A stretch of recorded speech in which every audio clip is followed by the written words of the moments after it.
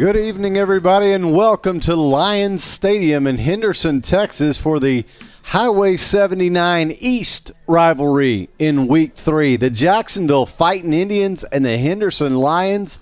Aaron Swink, Todd Travis, Ryan Travis, and, of course, down on the field, Matt Montgomery here with you on JHS-sports.com. And, Matt, the Fightin Indians in this last non-district tune-up looking to get in that win column and get the feathers on the helmets and take some momentum before the games count for real. Yeah, of course, next week they get the bye week, and then Hallsville will come to Tomato Bowl for the first district game. And, boy, Aaron, it's been a tough couple of weeks. I mean, you know, the scores between Jacksonville and Crandall and Jacksonville and Palestine were quite similar. But the game just felt so much worse last week. Jacksonville was down 27-0 in the first quarter to Palestine. And, boy, you just can't get that far behind. This is the 83rd meeting. Check that, 82nd meeting between Jacksonville and Henderson. The 83rd meeting was last week between Jacksonville and Palestine. So, you know, Jacksonville's facing two teams they have a long history with. Henderson leads the all-time series, 44 wins to 33 for Jacksonville, and there's been 4 ties. We talk about Jacksonville struggling defensively. What about Henderson? They have too. They gave up 47 points to Hallsville in Week 1. They won that game 48-47. And then last week, they got Gilmered, as we say. They got beat 50-14 by the Buckeyes, number 2 state-ranked Gilmer Buckeyes in Class 4A. So Jacksonville's given up 51 in both of their ball games in a really different way, as I alluded to a moment ago. But we're going to see a lot of points here tonight. Both offenses are really prolific. 2 good quarterbacks in Ryan McCown and Jacoby Robinson. The head coach, Othell Robinson, in his first year in Henderson, his 6'4" junior son is the quarterback for Henderson, and he can wing that football. And, Matt, we'll hear more about that in Smoke Signals coming up, but you did have an opportunity to talk with Wayne Coleman, and he let us know that watching these two teams tonight is going to be a little bit like watching the same team. They both like to do the same things. They do. I mean, it's both run spread offenses. They both try to run the ball first, pass second, run the ball to set up the pass. They both run 4-3 defenses. So it is a similar look. So to me tonight, it's going to be the simple things. Who's not going to turn the ball over? Who's not going to have the most penalties? And who's going to catch the football? Jacksonville struggled last week with catches, everybody except Devin McEwen, who set a school record with 14 catches for 259 yards against Palestine. But last week Henderson struggled against a really good Gilmer defense, the black flag defense they call it in Gilmer. Jacoby Robinson, after throwing for about 250 yards the first week against Hallsville. Last week, really a tougher game. Looking at his stats, through the air, 8 out of 15 for 94 yards, just pressure. That's what Gilmer did. I talked to D.C. Kenny Kennedy of Jacksonville. He said that's going to be a key tonight when they go too wide to put some pressure on Robinson, the Henderson quarterback. Matt, you know, we talked a lot last week about how Palestine was just relentless with that wing T offense, and they were just running at Jacksonville with the size they had up front. Of course, Jacksonville will not see an offense of that style again for the rest of the season. You've got to feel better about that if you're Jacksonville, considering the fact that the game, as you said, that the Crandall game and the Palestine game, even though the scores were similar, you felt better all around after that Crandall game if you're Jacksonville. So you've got to feel a little bit better to get back to normal, so to speak. Yeah, I mean, the wing T isn't normal. It isn't something that your players practice against every day. It isn't something anybody else in East Texas runs. Maybe some of the smaller schools might run it. But, you know, Palestine at the 4A level, that's it. I mean, they run it, and they run it very, very well. And they had a huge offensive line. And, look, I mean, you know, we were talking about this eating earlier, Todd and Ryan and I, and I was making the comment that even if Jacksonville would have made defensive adjustments, we had a little bit of argument about that. But even with defensive adjustments, it was a physical mismatch last week. I think Jacksonville matches up much better with Henderson. In fact, they match better with Henderson than they did with Crandall. And I thought Jacksonville defensively played pretty well against Crandall's offense. They ran the ball well, did Crandall, but the scheme Jacksonville had was just totally different on a spread offense as it is against a wing T. And what killed Jacksonville, obviously, as we know, in the Crandall game, was the special teams. 8 huge mistakes. They cut that out last week, improved. Man, when you're down 27-0 in the first quarter, that is hard to overcome. Well, that it is, and Henderson now out on the field in the warm-ups, and Matt just taking a look at the Henderson players as they come out.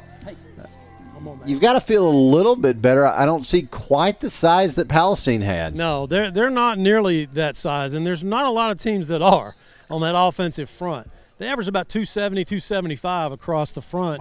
And I don't know how many times I looked last week, and I would see some of the defensive linemen downfield like pancaked, 7-8 yards down the field.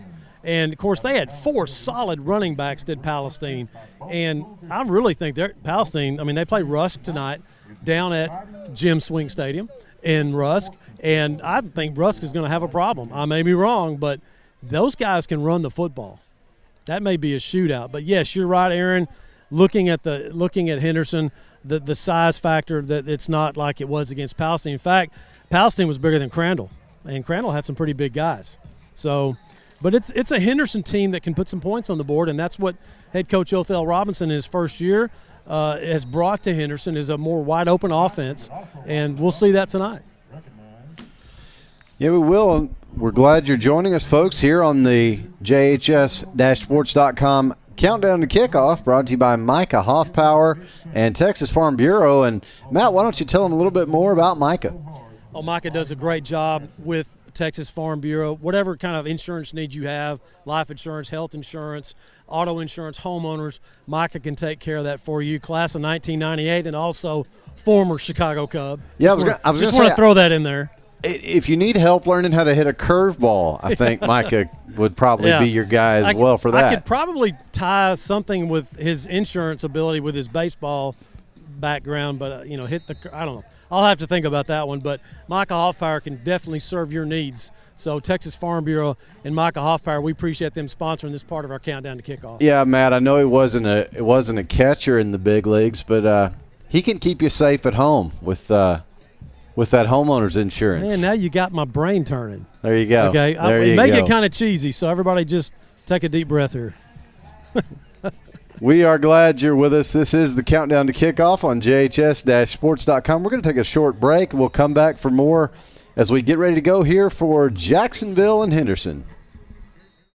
Dr. Folden, Dr. Westbrook, Dr. Stocks, and their dental team at All Smiles provide a wide range of dental services. This includes cleanings, fillings, crowns, bridges, implants, and cosmetic dental care. Call and schedule your appointment at 903-586-0741. Bill McRae Ford has been serving East Texans since 1976. They can help you find the best deal on a used car or if you're ready to purchase something new. Open Monday through Saturday. Bill McRae Ford. Come see us. Congratulations is Jacksonville's source for a full line of awards and engraving services. But we don't stop there. You'll want to check out our examples of creative personalized gifts too. Congratulations also serves East Texas as a promotional products dealer. We are passionate about sourcing just the right items. With our laser capabilities, we can also design and install acrylic signage or graphics. Want to see samples of our work? Go no further than the Tomato Bowl entry. We're especially proud of the arrowheads. Visit Congratulations Showroom or website soon, and let's make something amazing together. Since 1953, Hubert Glass Oil has been serving East Texans the finest automotive fuels and lubricants.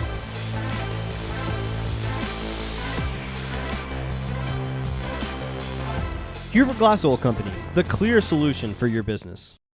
The honey barbecue chicken strip sandwich is delicious. It's got that barbecue flavor, the cheese melts on top with that Texas toast. You look at it, your mouth starts watering. It's my go-to sandwich.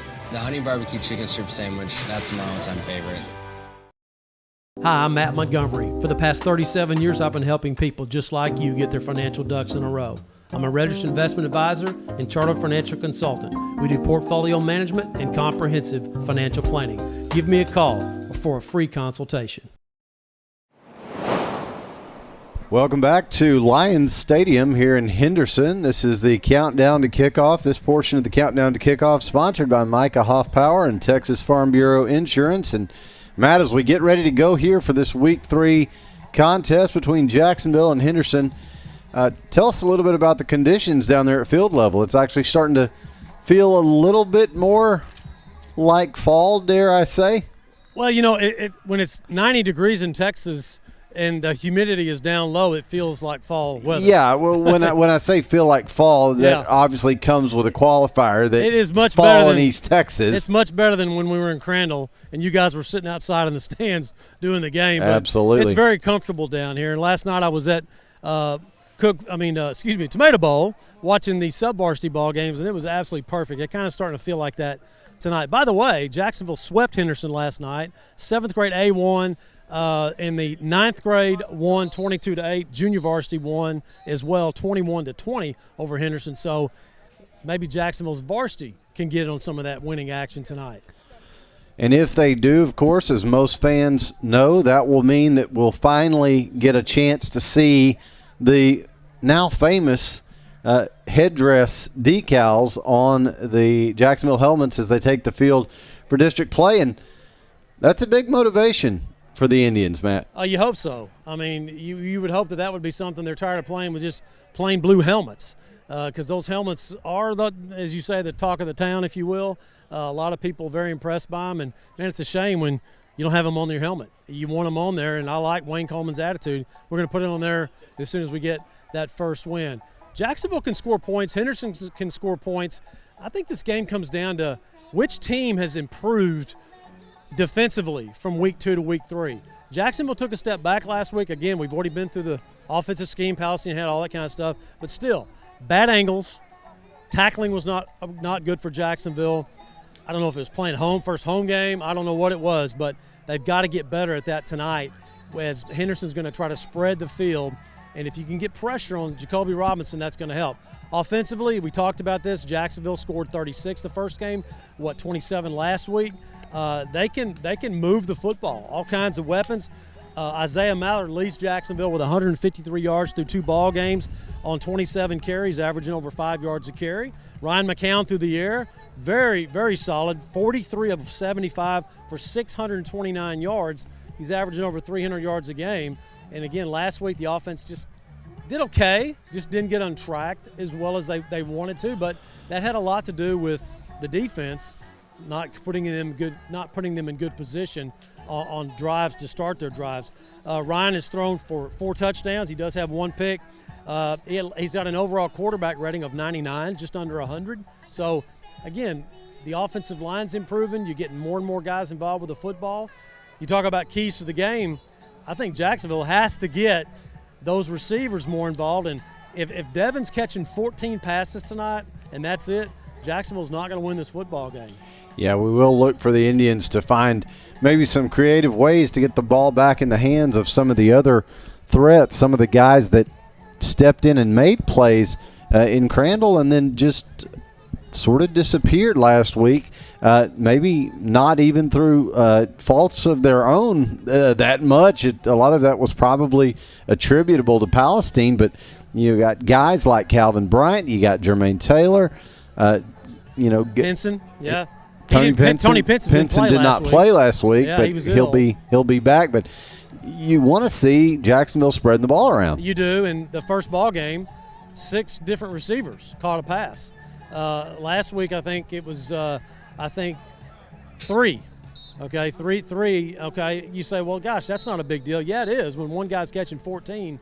And, Jermaine Taylor's got to get more involved in the offense. Obviously, Calvin Bryant, who didn't have a catch last week, he has got to get more involved in the offense. So I think this is a defensive scheme that Henderson has that better fits Jacksonville to move the football through the air. Now, the running game was really pretty good against Crandall. Henderson has a little bit better rushing defense than Crandall does. I watched Crandall's game last week. They struggled stopping the run. So, it's hard to do all these matchups in comparison about how you do, Aaron, like that because every game's different. Sometimes a kid will show up on Friday night and he plays great, and the next night his head's not there and he doesn't play well. So this is not their job. I mean, this is what they're doing besides being students. So you have to factor that in as well. Yeah, you do, Matt. We want to, again, thank Micah Hoffpower for sponsoring the first half of our countdown to kickoff. It's about 7 o'clock. That means we'll bring it back up here in the booth for this week's edition of Smoke Signals. We'd like to remind you that Smoke Signals and all of our conversations this season with head coach Wayne Coleman are brought to you by our friends at All Smiles Dentistry. That's Dr. Larry Folden, Dr. Brad Westbrook, and Dr. Charlie Stocks. We'd like to thank them for their sponsorship, Fightin Indian football. And this time, here's Smoke Signals, Week 3.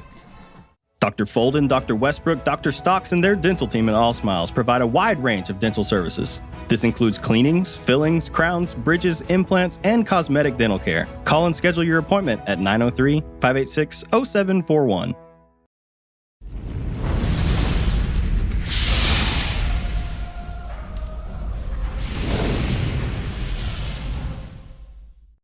Welcome to Smoke Signals, everyone. I'm Matt Montgomery, along with head football coach and athletic director Wayne Coleman. Coach, opening night at Tomato Bowl wasn't a good night, and you said coming into the ball game that this was going to be a team that was going to be difficult to defend, not just because of their physicality up front, but just you don't see the wing tee ever, and you won't see it again. And so a tough week of practice trying to prepare for that. Yeah, no doubt. The combination of the wing tee scheme and their huge offensive line, that was not good for us. What could you have done? I mean, you had an offensive line that was averaged like 270 or something like that, and defensively, did you learn anything from that? I know that you're not going to play the wing tee anymore, but what did you learn about your defensive scheme? Sometimes whenever you're playing a really rare scheme like the wing tee, you try to change things up on your defense to make it match better. Hindsight, tells us we probably just should have stayed in our base defense. We were in a situation where we had to move outside backers to inside backers to try to get enough guys inside the box. That didn't work out well for us. Offensively, another great night offensively as far as getting total yards, moving the football. Yeah, you kept the turnovers down low again.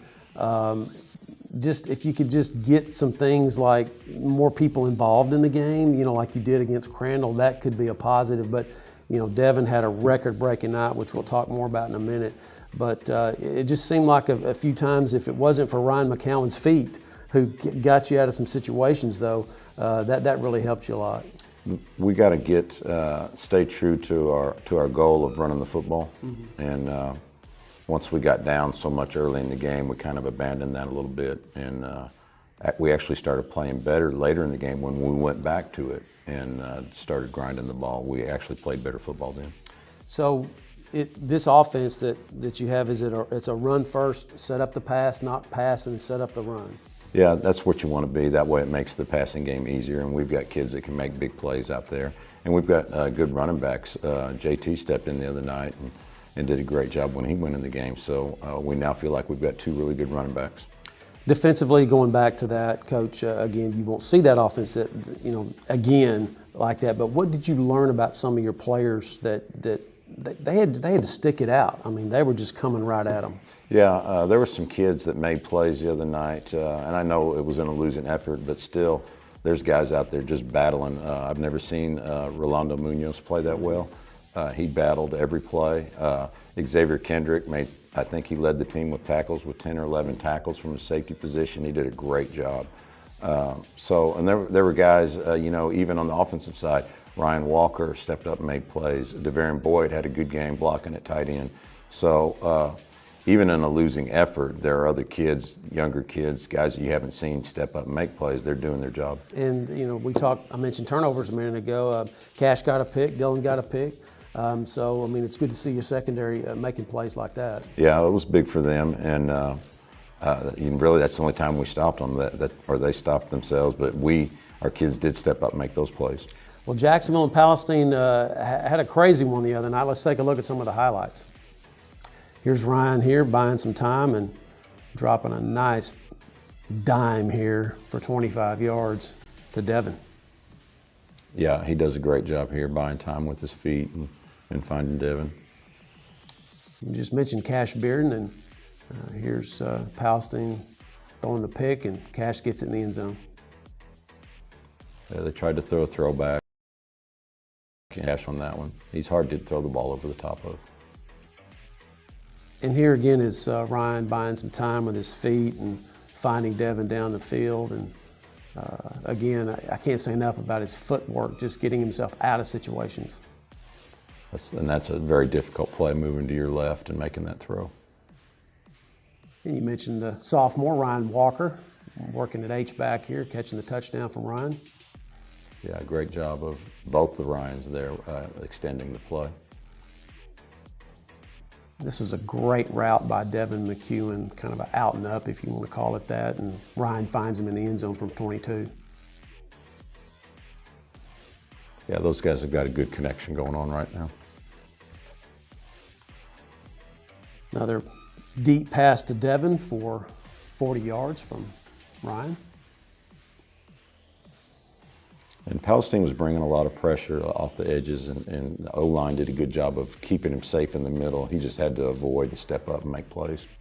Well, you mentioned that Ryan and Devin, they've been doing that since, what, 8th grade? They've been throwing, 7th grade, they've been throwing to each other like that, and missed a year last year when Devin was on the varsity. But a record-breaking night for Devin McEwen. 14 catches, 259 yards in the score. Coach, that was just a huge night by Devin. You already knew that he could do that. But just a great effort by him after being slowed down in practice all week. Yeah, and that's definitely not plan A. You can see there was a lot of improvising going on there on scrambles, and that's because of the pressure that Palestine would bring and make us move out of the pocket. And but there were some guys that like Ryan Walker that stepped up and made plays. Some other guys dropped a couple balls. So we've all got to keep grinding and chipping in. The goal is to be more like the Crandall game where we've got 8 different guys catching the ball. That's where we want to be as an offense.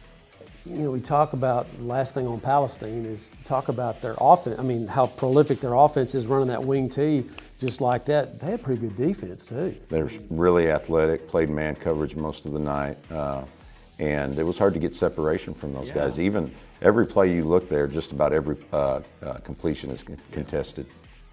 Their corners were excellent, and the linebackers, you said, put a lot of pressure on your offensive line coming in and blitzing a few times. Yeah, and that makes it difficult, and then you have to do that. I mean, to put a corner on an island and ask him to play man on our receivers, you've got to be putting pressure on the quarterback, and it worked out well for him. A couple years ago, Chris Carpenter had a big, record-breaking night against them, and they played the same defense, and they didn't get away with it that night, but they got away with it last Friday night. So it's the final tune-up for non-district, as Jacksonville will be heading to Henderson next week for the Highway East rivalry, as the Fightin Indians coach looking for their first win. Henderson 1-1 coming into the ball game. A new coach, new scheme, new quarterback, the coach's son, about 6'4". I've watched a little bit of him. He can sling it. Talk about Henderson, what they do well. They spread the ball out and get the ball to their athletes. They look a lot like us as far as running a 4-3 defense and running the spread offense. They'll jump in and out of 1 and 2 backs. Very similar. We'll be more comfortable on the field with them than we were against the wing tee. Of course, they scored 48 in their first game in the win over Hallsville by 1. And then last week they played number 2 state-ranked Gilmer. So they still scored on Gilmer. The Buckeyes, I think 21 points, I believe they got. Yeah, it was more like 50 to 14. It was 12 to 14. Yeah, it was a couple of scores. Yeah. But this is a Henderson team that, do they throw first, run second offensively, or do they run first, throw second? I would say they're kind of like us. They want to establish the run, but they're more than willing to spread it out and throw the football. So what are you going to do to try to attack that 4-3? We're going to keep doing what we do, spread it out, and try to get the ball to multiple guys. And got to run the football. And if we can do that, that's going to make throwing the ball easier. So it's the third game, and then you get the bye week. And then Hallsville comes in to start district play. What have you learned in the first 2 games? Let's start with your offense. You've talked about sticking with what you do. Is there anything that will change, though? Anything about the Palestine game or the Crandall game that changes maybe what you thought going into the season that you want to do? I think we found out that Boyd can go in and play tight end and give us a 3-man surface to run behind when we need it, depending on what the defense is doing. We found out that obviously Ryan can extend plays, so we don't have to be exact on our play calling or on our play design, because we know that after the first or second read are not there, he can still make a play for us. And we really did run the ball well in the first game, and we ran the ball well in the second half the other night. So we're happy with that part of it. I asked you defensively, what have you learned? But I already know one thing. I'll just go ahead and answer it for you. But we learned that you do have a couple of cornerbacks now that can play. We do. We're thin, but we've got kids that can make plays. Our secondary's played pretty well. Our defensive line, barring the Palestine game, played pretty well in the first game. And I talked to the kids about this. You know, where we're at right now is our special teams have gotten better. Our offense is still a little inconsistent, and our defense hasn't had a chance to show what they can do yet, because in the first game, our special teams kept putting them on the field on their own 30-yard line. And in the second game, they had to line up against a wing T. They're finally going to get a chance, I think, to line up against a spread team that they'll be more comfortable against, albeit a quarterback that can really scramble and make plays. But we should be able to go on the field and not be in such horrible field position like we were the first game. I think this is going to be our defense's first chance to really show what they can do.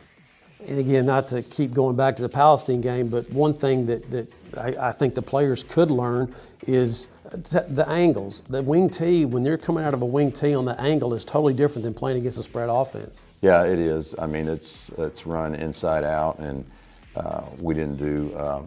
We had so many missed assignments a lot by alignment in the Palestine game because we weren't used to lining up against unbalanced sets and three-man surfaces with a wing, and it was just difficult for our kids. But from here on out, though, I mean, like you said, with Henderson, now it starts to look that the kids are used to the offenses that everybody else plays against. Now you've got that Friday night coming up. Yeah, no doubt. It's going to be a much better situation for us defensively. We're going to get Henderson. It's going to be 10 and 20 personnel. We're going to get Hallsville after that. It's going to be 10 and 20 personnel. Everybody in the district's going to look the same. You get to the Mount Pleasant game where they do a lot of tight end, unbalanced stuff. We'll have to readjust a little bit back then. Keys to the game to get the win against Henderson? It's always going to be about turnovers and taking care of the football and field position. Let's put our kids in a better position when they go out on the field defensively. So, Coach, what's the mentality? What's the feel, the mood of the team? Y'all had practice yesterday and today, and after a loss like that, and now you're going on the road again. What's the mentality? How's the team feeling right now? Kids really let their emotions get the best of them sometimes, and starting out 0-2 can get you down. I posted the district standings on the wall for them, which the district standings, by the way, are everybody 0-0. Correct. But even if you look at their non-district records, you've got Texas High at 2-0, you've got Pine Tree at 1-1, and you have everybody else at 0-2. So why you would be down on yourself right now doesn't make any sense. Right. You're just as good as anybody else in that district. Texas High is the only undefeated team. You can go back and look at history, and Jacksonville, the one that pops in my mind is the 03 team. They started 0-5, and then they went 5-5 one district. So, I mean, those are things that not necessarily are anomalies that can be done. Yeah, it's not like we've played anywhere close to our best football. You need to get really worried when you've played your best game and you still can't come out with a W. And we're not even close to being where we can be. Well, it's Jacksonville versus Henderson on the road for the Highway 79 East rivalry. Will be online at 6:45 on jhs-sports.com. For head coach Wayne Coleman, I'm Matt Montgomery. We'll see you next time right here on Smoke Signals.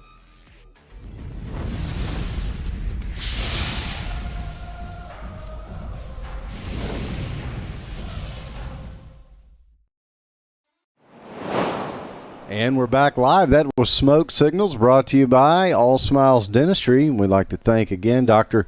Larry Folden, Dr. Bradley Westbrook, and Dr. Charlie Stocks for sponsoring all of our conversations live and recorded. What they used to say, live or Memorex. Man, you're dating yourself there, man. With head coach Wayne Coleman. Yeah, that's not one I expected to land. But, Matt, as we get ready to go here in week 3, we just saw the District 9-5A Division II standings. And, boy, it's been a rough start for just about everybody. Well, it really has. And it's not about the competition they're playing either. I mean, the district is let's just say it's just not as strong as it used to be. If you're looking at those records, again, it's just 2 weeks in. And Texas High was actually not 2-0. They were 1-0, but they're 2-0 now because they beat Forney last night. They played Thursday night last night. And so, yeah, they are 2-0, and then everybody else, man, besides the 1-1, who was that? That's Pine Tree. Pine Tree was Yep. 1-1. Everybody else is over. So everybody's looking for a first win tonight. A lot of interesting games around East Texas. Of course, we're in Henderson tonight with Jacksonville and Henderson, and Pine Tree, one of Jacksonville's opponents in District 9 5A Division II, is playing at the number 7 state-ranked Kilgore Bulldogs, led by former Jacksonville Fightin Indian offensive coordinator James Bryant Darby. The number 9 Chapel Hill Bulldogs, they're at Hallsville, Jacksonville's first district opponent, and they'll be in the Tomato Bowl with Hallsville in a couple of weeks. So a couple of ranked teams there, Kilgore and Chapel Hill, playing against Jacksonville's district rivals. White House is in Corsicana tonight, and White House will have their hands full with Corsicana, who are pretty salty. Lindale's at Van. Number 2 Gilmer is hosting Atlanta. And how about, we mentioned this game earlier, Palestine, who beat Jacksonville handily last week at Tomato Bowl, they're at Rusk tonight. Hey, Matt, before we go on too much longer here, we got to talk about a little bit more Gilmer magic that happened last weekend. Yeah, how about that, huh? So Jeff Traylor, of course, now is the head coach at UT San Antonio, and Matt Turner is there as an assistant with him. They went to Champaign, Illinois, home of the University of Illinois Fighting Illini, and came away with a W. How about that? I mean, you know, everybody knows that Jeff Traylor's probably not going to be long for UTSA. I know he can't say that. But if he continues to win games like that, and, I mean, he had a great first year last year, and, you know, Jeff can recruit. I mean, that's one of the reasons that he was named the best recruiter in the nation when he was down at the University of Texas. So, yeah, that's going to be good. And you had Matt Turner. I'm watching some of the highlights of that game, Aaron, and it was the 1990s in Jacksonville at Tomato Bowl. They were running the tunnel screen. They didn't run the jailbreak, but they were running all the – I saw Matt Turner all over that offense. So big win for Jeff Traylor and Matt Turner. So, but, yeah, I mean, it's pretty cool to see that Danny Long coaching tree continue to perform at the college level like that. Absolutely. And sorry to break up your score I was run through with down them. there, Matt. I was through with them. I wanted to make sure that we gave a shout out to our old friends Jeff Traylor and Matt Turner, and no doubt what they've been able to do at the college level now is pretty incredible. And like you said, it looked a bit like going back in time. It really did. Folks, this part of our countdown to kickoff is sponsored by Gene Brumelo, JHS class of 1966, and his daughter Ann Farmer, JHS class of 2006, of the South Jackson Dairy Queen. We appreciate Gene and Ann sponsoring this part of the countdown to kickoff, as both drill teams on the field right now. The blow-ups are in the process. I don't see Jacksonville's. They may not have brought it. Henderson line, that's a good-looking one down there. It's there. The run-through. Looks like they're working on in Jacksonville's. Are they working on – I'm on the other end. I was looking at the – they're working on it. There it is. Yeah, it's there. It'll come up. Yeah, yep. So, crowd a little bit slow delivery coming in, but it's starting to get a few more people. So, kind of light for a Jacksonville-Henderson rivalry, which, you know, we've talked about.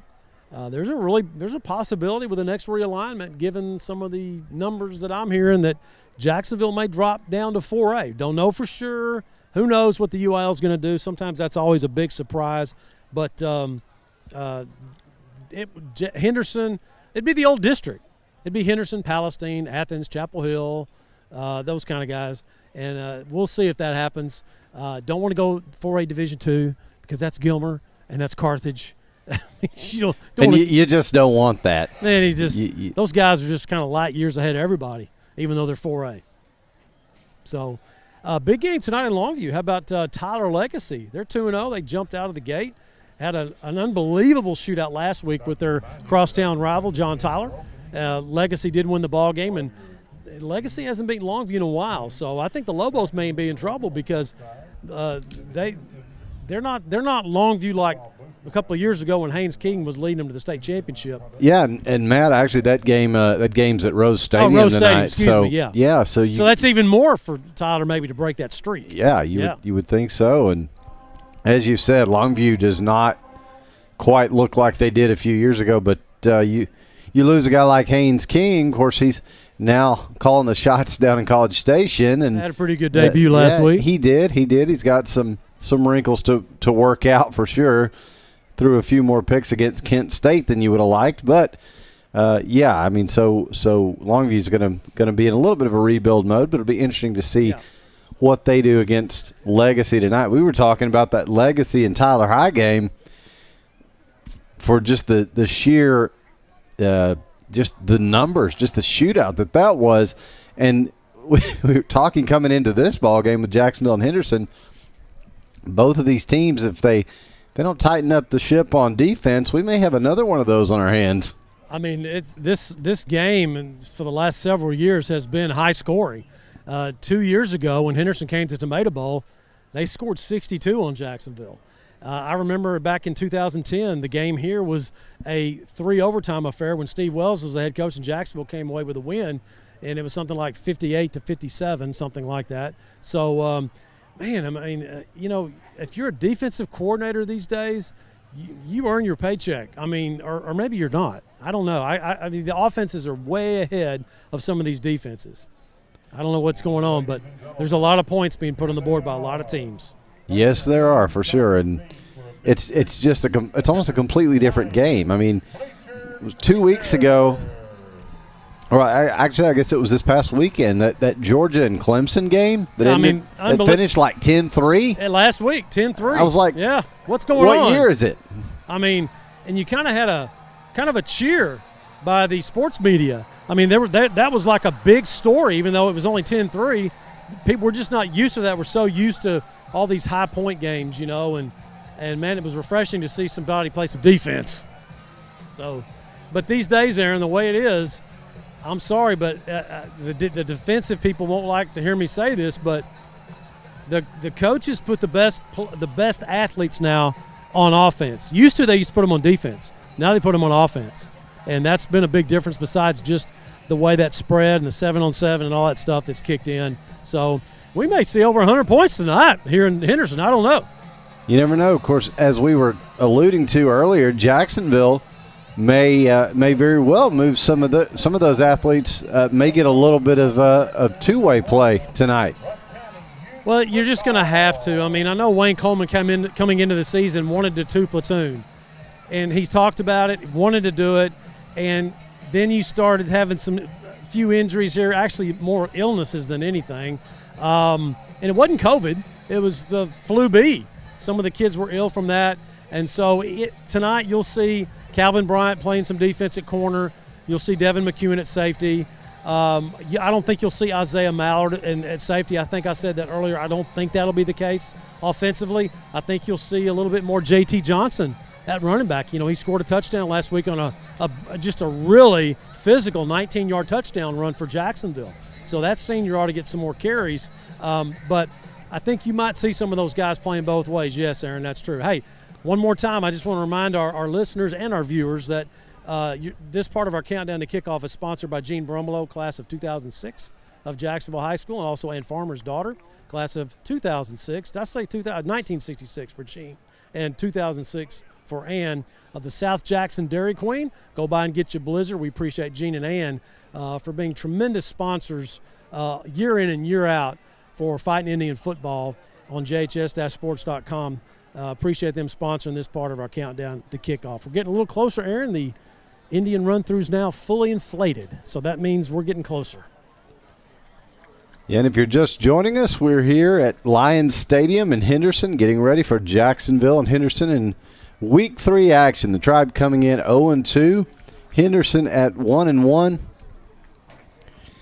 And Matt, we've talked a lot in the build-up about how both these teams can score, and it'll just be interesting to see if one or both of these defenses comes to play. As we were just talking about, that's the game is sort of moving away from a defensively dominated approach, but boy, you'd like to see that Jacksonville defense step up and make some shutdown plays tonight. Yeah, you just need a tackle.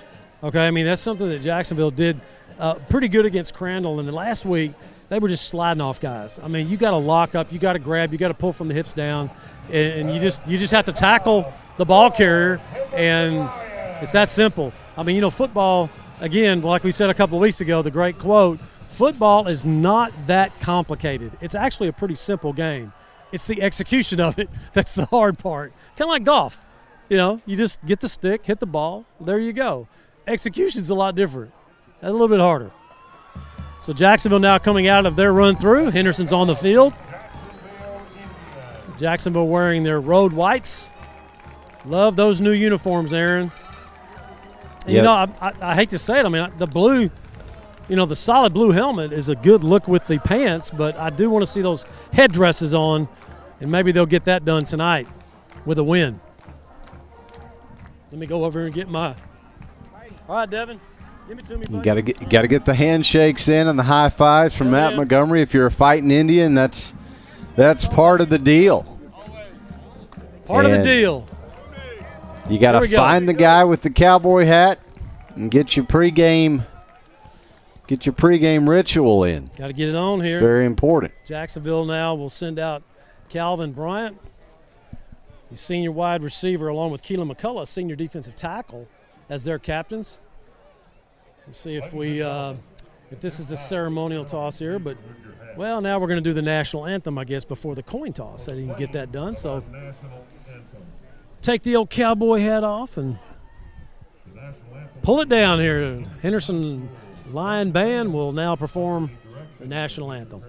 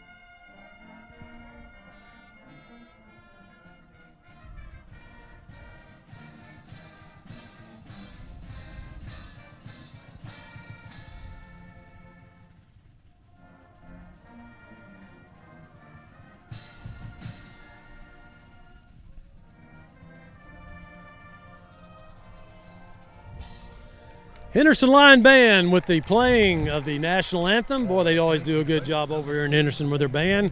Always a large group, but I tell you, Donnie Barry's done a heck of a job in Jacksonville building that program. That band is, the biggest numbers I've seen since last year when they were they just spread the field, man. Yeah, they don't rebuild. They just reload. Yeah, they do. Oh, now we have a little moment of silence here, a prayer actually.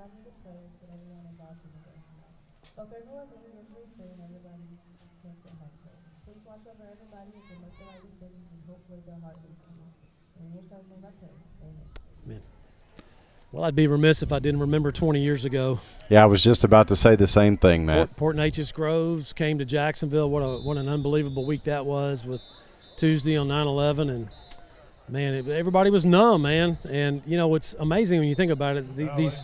These kids weren't even born when that happened, and that's it. It just kind of makes you go, wow, that was. And Aaron, you will find that gets worse and worse as you get older. It seems like yesterday. It does, and I don't know, the national anthem before a Texas high school football game is always special, but this weekend especially got to tip the hat to the Henderson Lion Band. That was something else. Yeah, no doubt. So captains now shaking hands. What a beautiful stadium that was redone in 2018. And we were talking when we came in, and we were actually the first ball game in the new press box. That elevator wasn't even working yet. We had to climb those stairs. But very, very nice job done here in Henderson upgrading their stadium. And, of course, Jacksonville was doing the same thing. So the coin has been tossed. The officials now bringing Henderson over and Jacksonville over. Henderson has won the toss. And they are going to take the football, not surprisingly, with their offense wanting to get the ball in Jacoby Robinson, their 6'4" quarterback's hands. And this will be a test for the Jacksonville defense to start the football game. Once again, I want to thank Gene Brumelo and Ann Farmer of the South Jackson Dairy Queen for sponsoring this part of our countdown to kickoff. We're getting ready to go for week 3, the 82nd meeting between Jacksonville and Henderson. They've gone both ways. It was the Highway 79 West rivalry last week. We didn't call it that. We just called it Highway 79 rivalry, and then I thought, hey, we're going east, so we need to put the directions in there. That's true. 30 miles either way. So Jacksonville will send their kickoff team out, and I will have to spot the kicking substitution tonight, Aaron, where the field goal kicker and kickoff specialist may have changed. Wayne Coleman didn't give me the number, but he said he is on the roster. So he said, we got plenty of kickers. So actually it is Jordan Cabrera who is going to kick off. So I think he's talking about extra points. I'm not sure if Aaron Bergera, don't see him. So we'll spot that as it happens. Dropping back for the Henderson Lions will be Tobias Jackson, one of their leading ball carriers, by the way, and Jamal Robinson, son of the head coach and also the brother of the quarterback. We'll watch that combination tonight as Jacksonville sophomore Jordan Cabrera tees it up for the Fightin Indians of Jacksonville. We're set to go week 3. Glad you're with us here on JHS-sports.com. And now with your play-by-play, here's Aaron Swink. Cabrera ready to go. The run up. The kick is a short one to the far side, and it'll be caught cleanly at about the 35-yard line. And then Jacksonville with pretty good pursuit. The Lions will start at about their own 40. So Jacksonville with that 4-3 set. They will send out defensively, and Calvin Bryant will get the start at corner opposite Cash Bearden. Xavier Kendrick, 10 tackles last week for Jacksonville. You don't want to see that out of your safety, but he had a heck of a game. The sophomore, he is at safety, along with Jalen McGowan, as the Fightin Indians will bring that 4-3 setup. The big linebacker, Darian Hinton, the senior, in the middle at Mike linebacker. Pistol look for the Lions. The first play from scrimmage is the handoff straight ahead, and Jacksonville plugs the hole. Yeah, it's going to be check that. I'm on the wrong side. That's Tobias Jackson with the carry. He'll pick up 2, 2nd and 8. An up-tempo offense, that's something Jacksonville is going to struggle substituting defensively, is that will check McCullough out from that defensive line. 2nd and 8 now for Henderson. Henderson back in that more traditional spread. They're going to empty the backfield. Indians bringing some pressure on the quarterback, and Jacoby gets away. He's at midfield and all the way down to the Jacksonville 42-yard line is Jacoby Robinson for a big first down. And that's what he does well, brings to the table, if you will, is just he gets out of the pocket and he can be a good runner. Jacksonville is going to have to play much better contained. Nice job by the secondary, as Robinson didn't find anybody, but he gets a first down in Jacksonville's territory, 42.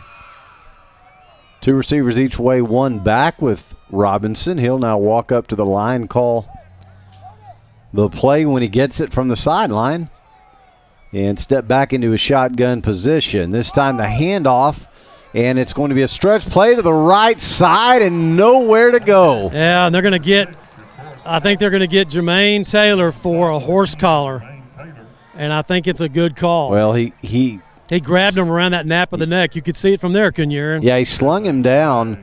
Wasn't sure exactly where he got the hand on him, but it was in the back of the – I mean, I'm looking right at it, and the line judge right in front of him didn't make the call. It was actually the field judge from down the field through the flag from about 20 yards away, but it's a good call.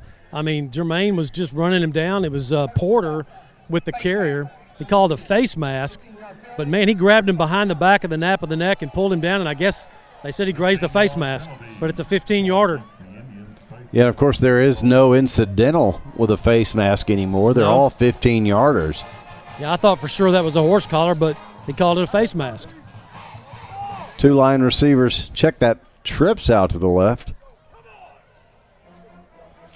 As Robinson looks to the sideline for the play. Just underway here, first quarter. No score yet as Henderson is driving the handoff, and they'll make one man miss. Now it's a race down inside. Yeah, it's Decoris Porter, the senior, getting that edge. I mean, it was just a belly handoff to the right, turns the corner. Something Jacksonville struggled against Palestine last week, sealing the edge. Robinson there with goes a handoff again. This time, though, Jacksonville runs him down. Yeah, nice job by Darian Hinton. The Jacksonville Mike linebacker flagged in the end zone as the Indians did a nice job right there, not letting Porter get to the outside to the edge. They caught him before there, Hinton. Nice tackle by the senior leading tackler in the first game for Jacksonville. So they picked the flag up? No call? Huh. I don't know. Back judge just picked it up. It was in the end zone.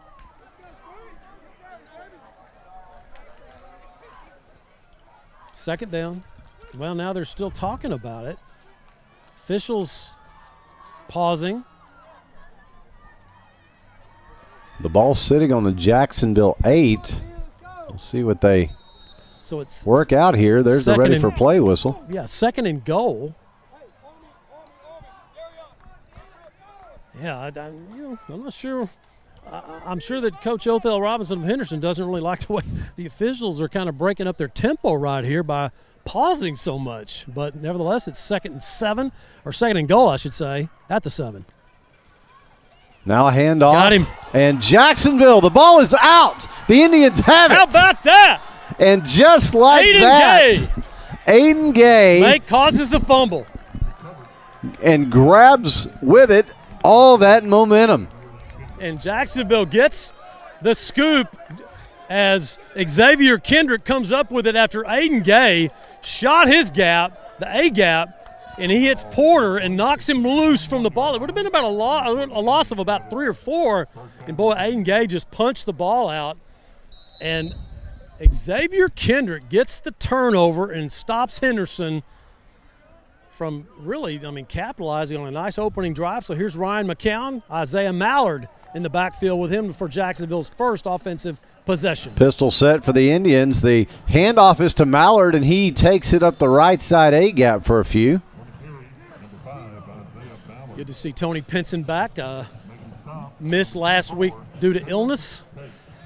Probably would just see him on offense tonight, as Mallard will pick up just about a half yard, not much after that spot. Ryan Walker in at H-back for Jacksonville. 2 receivers left, 1 right for the Indians. Line show blitz. McCown fires over the middle. It's caught. Jermaine Taylor spins out of 1. Lots of room to run for Taylor. He's out over the Jacksonville 40. Finally dragged down, but not before he picks up the first. Bill McCray Ford, first down of the night. What a physical run by Jermaine Taylor, the 10th grader, wearing number 10. He caught that ball at the 29-yard line, and he basically just beat Henderson to a pulp, if you want to call it, just running down the field, just knocking guys off. Took 3 guys to bring him down finally. First down, Jacksonville, their first. Puts it out to the 41 of Jacksonville. McCown calls the play, steps back into his shotgun position. There's some motion up front. The handoff is to Mallard. It will be a free play. He doesn't make very much out of it, but Jacksonville will get the benefit of the penalty. Boy, nice job by Bauer for Jacksonville, feeling and seeing out of the corner of his eye the left defensive end, number 40, Isaiah Tavo, for Henderson jumping, and boy, he snapped it immediately. He didn't wait for Ryan McCown's clap. Just went ahead and snapped it, and you got the free play. So first down 5 now. That pushes the football out to the 46 of Jacksonville. McCown slings the pass out to Mallard, and he just can't quite haul it in. Frustrating. Got to focus. Those are catchable footballs. Nice delivery he makes that catch. It's at least 6 yards and a first down. So now they're calling for Cash Bearden to check in for Jermaine Taylor, who plays defense and had a decent series. And I say decent because, Jacksonville gave up the edge to Henderson when they had that first offensive possession, but Taylor was in there that whole drive. He caught a pass a moment ago, so he's going to get a breather. Bearden checks in for him. 8 seconds counting on the play clock, now down to 5 as McCown gets the snap off. He hands off to Mallard. He makes a few miss, and he's out to midfield. Should get that first down, huh? He'll be very close. See where they spot him. Going to be close. It is. It's a first down. And there it is. Bill McCray Ford, first down, second one of the night. That gets it at the Henderson 48-yard line. So Jacksonville with a turnover to stop Henderson when they were at Jacksonville's 8-yard line. And they're moving the ball themselves now in Henderson territory. 7:30 and counting here, first quarter. Ryan McCown drops back, looks right, throws. Caught over here on the near side. Ryan Walker. And Walker, who had his first touchdown of the season, or his first catch of the season last week, Boy, makes his way out to about the 41. Go ahead, Matt. I like Ryan Walker. I mean, he's in 10th grade. You want to kind of bring him up. You don't want to just throw him in there. And Wayne Coleman, he did that last week. He said, you got the start, you're coming. And he did a great job, again, catching his first touchdown pass. And you're going to see a lot more of what you just saw right there for an 8-yard gain, 2nd and 2. Two Indian receivers on the left side of the formation, one on the right. Handoff is faked, and the pass is caught by Devin McEwen, his first catch of the night. First down. And he's slung down with a Bill McCray Ford first down. To the 32 of Henderson, and with a spot, it's going to actually be the 31. Another Bill McCray Ford first down for Jacksonville as they're just inking it and dinking it down the field. I like the controlled short passing game that Josh Moore, the Jacksonville offensive coordinator, is calling right now. I mean, the offense just looks a lot more comfortable when they do that, Ryan, and not having to force and throw deep and throw slant routes from 15-yard slants. So the Indians back to work. Mallard with a handoff tries to stretch the play to the right, and not much there. A little extracurricular going on this near side. Mallard's down. And Mallard. It got twisted up, and that pile up as he was trying to, fight his way through it. And one of those guys start grabbing ankles and knees and things. So let's hope Isaiah Mallard is okay. Let's take a break, Aaron. We'll take a short break. You're listening to Fightin Indian Football on JHS-Sports.com. Gene Brumlow, class of 66, and his daughter Ann Farmer proudly support Jacksonville athletics. Come on over to the South Jackson Dairy Queen and get one of their world-famous blizzards. Dairy Queen, where happy tastes good. Tonight's game statistics are sponsored by Randy Gorham, CPA. Randy Gorham, CPA, the source for your accounting and income tax needs since 1984. Since 2004, Legends Old Time Burger Cafe has been the home of Jacksonville's best old-fashioned hamburgers. Hand-battered chicken strips, chicken fried steak, fries, and onion rings are the best around. Legends, home of Jacksonville's best old-fashioned hamburger. For over 120 years, we've worked to be the most trusted bank in East Texas. Strong leadership, active involvement in the community, and long-term relationships with customers piece together the strong foundation on which we base our business. A community bank dedicated to serving our local families and businesses. Visit any one of our locations across East Texas and let us show you why we've been the bank of choice since 1900. That 100% beef Whataburger takes 2 hands and all of your attention. So yeah, now's the time to sneak that fry. Good thing there's plenty to savor. Good thing there's Whataburger. And we're back live at Lions Stadium here in Henderson as Jacksonville running back Isaiah Mallard being helped off the field. And Matt, we certainly hope that's nothing serious for him. He's putting some weight on his leg, but he does have 2 people around him helping him off. We'll check and see what that is. So J.T. Johnson, the senior, had a touchdown run last week for Jacksonville. He checks into the ball game. We'll check on Mallard and find out what happened. As Indians come back to the line, there are 2 receivers on the left side, one on the right. The handoff is to Johnson, and he will barrel ahead for a few. Maybe a yard. Maybe give him a couple here. So they're looking at Mallard's knee, and he's bending it, which is a good sign, and they're kind of moving it around. So it's his ankle. Thank goodness it's not a knee. 3rd down, 9 for Jacksonville. Just under 6 minutes to go here, first quarter. McCowan looks right, throws, got Johnson at the 20. J.T. Johnson. The 15. Ball's out, but Jacksonville was back on it, lost it again, and Henderson's got it. One of those second effort fumbles you see a lot when a guy's going down and he wants to get that little extra push to get one more yard and doesn't protect the football.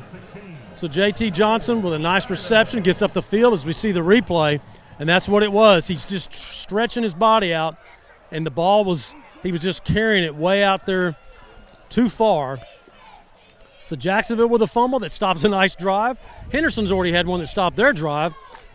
So here are the Lions with the ball on their own 21. Jacoby Robinson pointing at the Jacksonville D-line. There was some motion up there. I don't know if they were drawn off. Yeah, we'll see, Matt. Jacksonville coaches are saying it was Henderson that would move, so the referee behind the quarterback threw the flag. A lot of times you call that, when you see that, it's on the offense. But let's see. Well, and Robinson, for his part, the quarterback, he's, of course, pointing at Jacksonville. Not that that necessarily means anything. False start on the offense is the call. Well, Wayne Coleman, even though that penalty is going to make it 1st and 15 against Henderson, they'll get the call. Wayne Coleman's still upset with his defensive front because they did move without the ball moving. Now, he's upset because they want him to watch the ball, not the player. So 1st and 15 moves it back to the Henderson 15. Handoff is straight ahead, and not a lot going. Wow. What is that? There's a lot going on after the whistle, though. Keelan McCullough was trying to fight off the block, and it was after the whistle, but number 77, Brock Johnson, a sophomore offensive lineman, just pancaked him after the play. No whistle. So 5:12 and counting to go here. First quarter, still no score between Jacksonville and Henderson as both teams had their opening drive stalled with fumbles.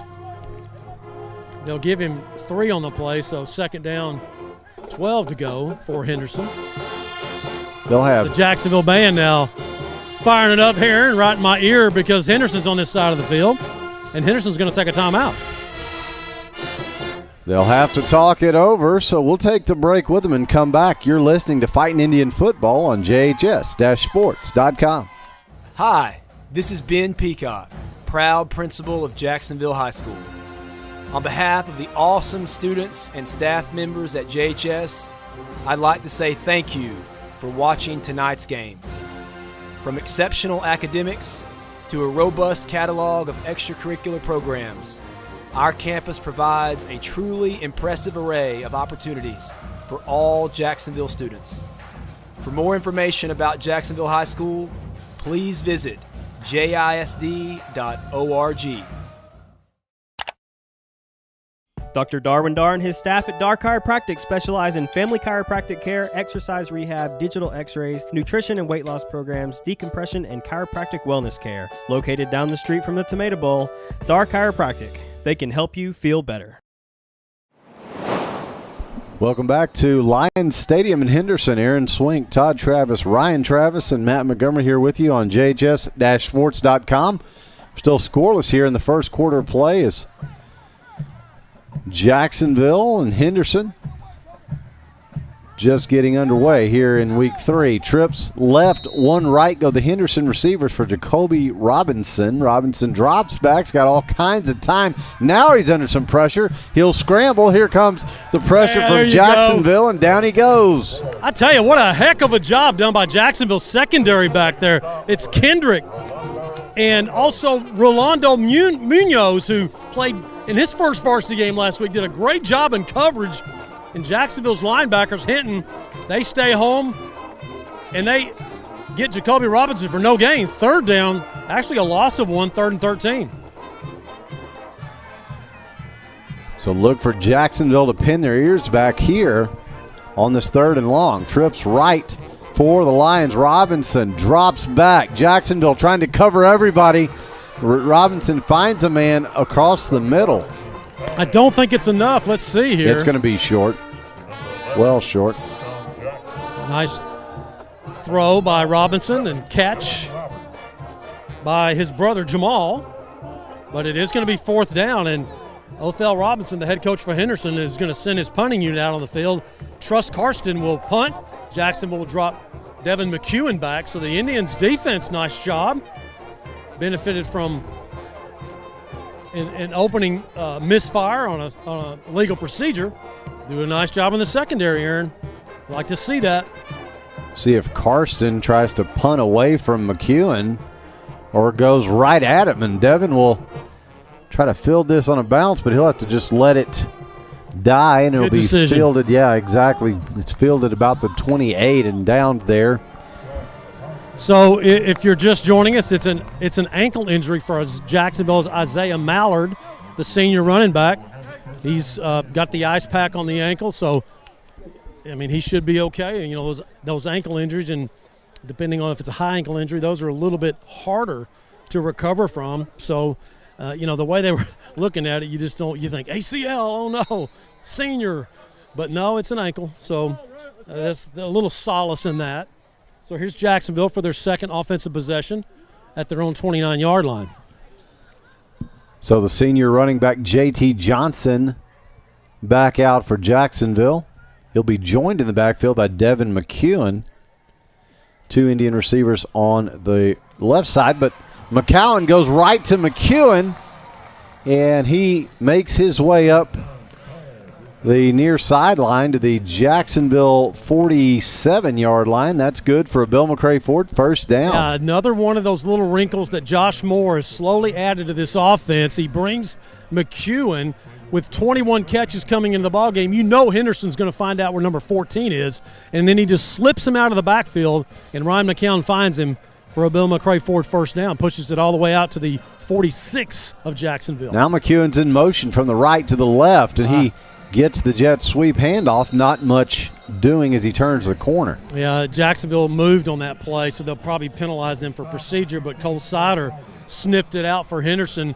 McEwen didn't have it. Well, he got that little toss on the snap, and, man, he was dead to rights by Cedar of Henderson. So now they're going to call offsides, and I can't see what the official says for the number. Let me see if I can see him signal it. But if he says it's number 16 for Henderson, that's Cedar, then maybe that's why he was able to get into that quick and make the tackle. Got the head start. Yeah. So Henderson with some little cheapos, I call them, procedure, offsides. Those things add up after a while. So it's 1st down 5 now for Jacksonville. Take advantage of it, pushes the ball out into Henderson territory at the line 47. McCown with 2 receivers on his left. He'll hand off, though, to Johnson, who will burst up the middle all the way to the Henderson 41-yard line. That'll move the chains again with a Bill McCray Ford first down. Got a good lean, does J.T. Johnson, and he has great balance and lower body strength. Didn't play football as a junior. Don't ask me why, I don't know. But as a sophomore, when he was on the junior varsity, he was the leading ball carrier for Jacksonville and sat out last year. And then coming back his senior year, a nice run right there as he goes in motion and comes back in to join Ryan McCown in the backfield. First down, Jacksonville. Trips right, 1 left, go the receivers. McCown, time to throw. Now he's going to climb into the pocket. Moves right, throws over the middle, and he overthrows everybody. Tony Pinson, the intended receiver, and I like the way that McCown put some air under it to where the only person who could get that football was Tony Pinson. He got a little bit behind the secondary, and then Pinson kind of curled a little bit. Ryan was throwing like he was going to keep going, but nobody could get that ball but Pinson, and it goes over his head, incomplete. I mean, you don't want to underthrow that right there. There's just a lot of Henderson defenders that are trying to catch up to Pinson, who could have made the pick. 2nd down, 10 now for Jacksonville. McCown takes the snap. He hands off to Johnson, who makes a few miss. and churns his way to the Henderson 38. Yeah, going off the block of right guard Alexis Martinez for Jacksonville is J.T. Johnson for about a 2-yard gain. And, Martinez just had the block, and the defender just reached out, number 44, Landon of Henderson, and just tripped Johnson up. So 3rd down and 7 for Jacksonville. 1:22 and counting here, first quarter, still scoreless. Lions Stadium. McCowan under some pressure, tries to escape, and down he goes. Fumble. Did the ball come out? Yeah, he did, and Jacksonville recovered it. One of the linemen got it as Ryan McCowan, I don't know what he was, he jumped up in the air like he was going to try to get rid of it, and when he did, somebody punched it out. And fortunately, Billy Bateman, Jacksonville's offensive tackle, was there to scoop it up, or fall on it rather. So Jacksonville will send Dylan Roberts out, who hasn't practiced all week. Yesterday he's been sick. He got better enough to come to practice yesterday. He's punting from his own 43. So maybe Jacksonville can play some field position here. Kick is away from Roberts. It's an end-over-end kick that will be caught cleanly. Return man all the way out to the 35 now. He cuts back to the right side and finally dragged down, but a good return. I mean, it was a good return, but I really like Jacksonville's improvement on their punt coverage. And we didn't see that in week 1. Didn't have a chance in week 2. You know why? Palestine never punted last week against Jacksonville, but that was good coverage. The guy caught it on he caught it on the fly. That's Tobias Jackson, and he's a speedster. So yeah, and he had a head start. Did a good job containing him for sure. So the Lions, with 1:08 remaining in the first, still no score, will start their 3rd possession. Man in motion from the left to the right for the Lions. And now the handoff is the right side stretch play. And Jacksonville, can they bottle him up? They do. So just a stretch play that Jacksonville, I'm not going to say that Palestine ran the stretch last week. That was just a straight toss pitch. That was a stretch play that Jacksonville did a nice job getting to the edge and turning the back into the teeth of the defense. Dallas Alexander of Henderson, he will pick up 7. So down under 40 seconds as the handoff goes straight ahead into Jacksonville territory. It's Alexander again. Alexander picks up the first down. So Henderson hurrying up now as Jacksonville trying to get set defensively. And again, a handoff to Alexander. This time, Jacksonville with good pursuit. Yeah, backside tackle right there. Darian Hinton, Jacksonville's Mike linebacker, makes a nice tackle, wraps him up. 2-yard gain as the clock will run out here in Henderson in the first quarter with the high-scoring game, Aaron, that we thought was going to happen. It's 0-0. So the defenses are playing. And just like that, we have reached the end of one. As Matt said, no score. We'll take a short break and come back. You're listening to Fightin Indian Football on JHS-Sports.com. As ETMC joins the UT Health family, we're bringing a new vision of healthcare to East Texas, where the brightest minds in academics and medicine work together to treat the most complex health challenges and improve lives, where access to world-class medicine and cutting-edge technology will bring health, hope, and a brighter tomorrow. We are UT Health East Texas, advancing healthcare together. Bill McRae Ford has been serving East Texans since 1976. They can help you find the best deal on a used car, or if you're ready to purchase something new. Open Monday through Saturday. Bill McRae Ford. Come see us. Yeah. And we're back live at Henderson Lions Stadium as the teams switch ends for the beginning of the second quarter. No score, Jacksonville and Henderson. Jacoby Robinson and the Lions back to work. 3 receivers on the right side of this formation. One back gets the handoff, and he will barrel ahead Down inside the Jacksonville 40-yard line goes Porter. Again, it's Keelan McCullough, and I mean, say again, it's Darian Hinton coming in from his linebacker position and making the tackle. And then he had some good support. Third down. How about that for a third down on the PA, huh? Yeah, you usually do that when you're on defense on third down, but that's interesting. It's a stylistic choice, I guess. Empty backfield for the Lions. Jacoby Robinson with time with a man wide open all the way down to the Jacksonville 20 for a big first down.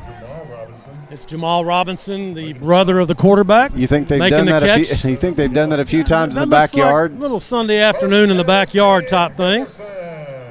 As Jalen McGowan, the junior, getting his first start at safety for Jacksonville, was in at safety, and he kept him in front of him and made the nice tackle, but not before Robinson gets a first down to the Jacksonville 20-yard line. Trips left, now one man in motion to the right. Now they bring him back to the H-back side. Handoff those straight ahead, and ahead of steam. Wow. Takes Porter all the way down to the Jacksonville 8-yard line, goal-to-go Lions. Man, he slammed it, and he just slammed into the hole for the first down and goal. And now the handoff again is to Porter. Again, straight ahead. Contact at the goal line. Just short. And well, we got the field judge did make the signal. The guy on the other side did. Your side, Aaron's touchdown, Henderson. Porter with 2 consecutive carries from 20 yards out. That one takes him in for the score from 8. So Henderson gets on the board at the 10:30 mark here of the second quarter as Julian Garza will kick the extra point for Henderson. And a lot of early momentum. Wow. Leads to the offside. Just a little bit offside. Yeah, Jermaine Taylor. Jermaine was – he just kind of let him kick it. He said, I'm back here so bad offsides, I'm just going to let you kick it. 7-0 Henderson. So that extra point, as all extra points and field goals this year, brought to you by Homes and Properties Realty. So now our score, as Matt said, Henderson 7, Jacksonville nothing. We'll take a short break and come back. You're listening to Fightin Indian Football on JHS-sports.com. Our one-of-a-kind mushroom Swiss burger is back. And now it's an all-time favorite. You're going to love this burger. That au jus sauce on top. The creamy au jus sauce. Every bite's perfect. It's not just a mushroom Swiss burger, it's a Whataburger mushroom Swiss burger. Hi, I'm Matt Montgomery. For the past 37 years, I've been helping people just like you get their financial ducks in a row. I'm a registered investment advisor and chartered financial consultant. We do portfolio management and comprehensive financial planning. Give me a call for a free consultation. Congratulations is Jacksonville's source for a full line of awards and engraving services. But we don't stop there. You'll want to check out our examples of creative personalized gifts too. Congratulations also serves East Texas as a promotional products dealer. We are passionate about sourcing just the right items. With our laser capabilities, we can also design and install. And we are back live at Henderson's Lions Stadium, where the home team has just taken the 7-0 lead with the first scoring drive summary of the night. Here's Todd Travis. Todd? It was a 7-play drive, covered 61 yards, finishing with a touchdown, putting the Lions up 7-0. I'm going to have to talk to somebody here at Henderson. Their lights down here, guys, on your side, they're pointing in directly into your eyes. I mean, it's not very good lighting here in Henderson. Great stadium, but the light's terrible. Fair catch by Devin McEwen. That is 2. That'll bring it out to the 25. I mean, when I'm standing here and I'm kind of like, just eye level, the lights need to be turned up or I mean, it's not right. Are you talking about the lights at on the top of the standards? Yeah, top of the stadium? I'm talking about the stadium lights. Yeah. That lights the field. I mean, they are turned up to where if you're trying to catch a pass foot looking this way, right? You're looking into the light. It's bad. Yeah. I mean, they're off. I mean, half the lights are pointing one way, half are pointing another. Not anywhere near as nice as the Tomato Bowl lights. You can't even tell they're on, and the place is lit up like a Christmas tree. So here's Jacksonville throwing 25. 7-0 Henderson. See if Jacksonville can counter. They'll bring McEwen in motion, but handoff straight ahead to Johnson, and he will run over the first man, and then he stopped right about the Jacksonville 30. Yeah, nice job by Jacksonville. Hagen Ray, Bauer up on that offensive line, and Causey and Bateman. JT Johnson, he's that power hammerback where Isaiah Mallard is the shifty, fast guy that finds space. But Mallard out now with that ankle injury. Doubt we'll see him the rest of the night. So 2 wide each way for the Indians this time, and Johnson out of the backfield. So now McCowan going to have to keep and make it happen with his feet, and he will make his way all the way down near the Jacksonville 40 and pick up the Bill McRae Ford first down. Wow. You know, I talked about McCowan's feet last week, saving Jacksonville in so many situations. There's one right there. I mean, he is going to be sacked. Henderson's bringing the house. He steps up into the pocket, goes to his left, and he took a little gimp hit there. As you can see, he's running a little more gingerly than normal, but he's still in there. He's okay. Johnson will check out at running back, and the Indians will bring in Devin McEwen in the backfield with Ryan McCowan after Jacksonville gets a Bill McRae Ford first down. Indians will have 2 receivers on the right side of the shotgun set, 1 on the left. The handoff is to McEwen. Good idea. Get the ball in his hands, and he barrels his way out near midfield. Why not? I mean, any way you can get the ball in his hands, that's what you got to do. They've already got the ball in the hands of McEwen several times, and Jermaine Taylor's had a nice catch. You know, you get Tony Pinson involved. Ryan Walker has a catch. They'll keep McEwen in the backfield on the right side of McCowan. Trips left, 1 right go the receivers. McCowan under pressure, going to extend the play with his feet. What else is new? But he throws it over the middle. It's tipped and picked. Rolling to his left, getting out of trouble, and he saw Ryan Walker open, and Ryan just overthrew him.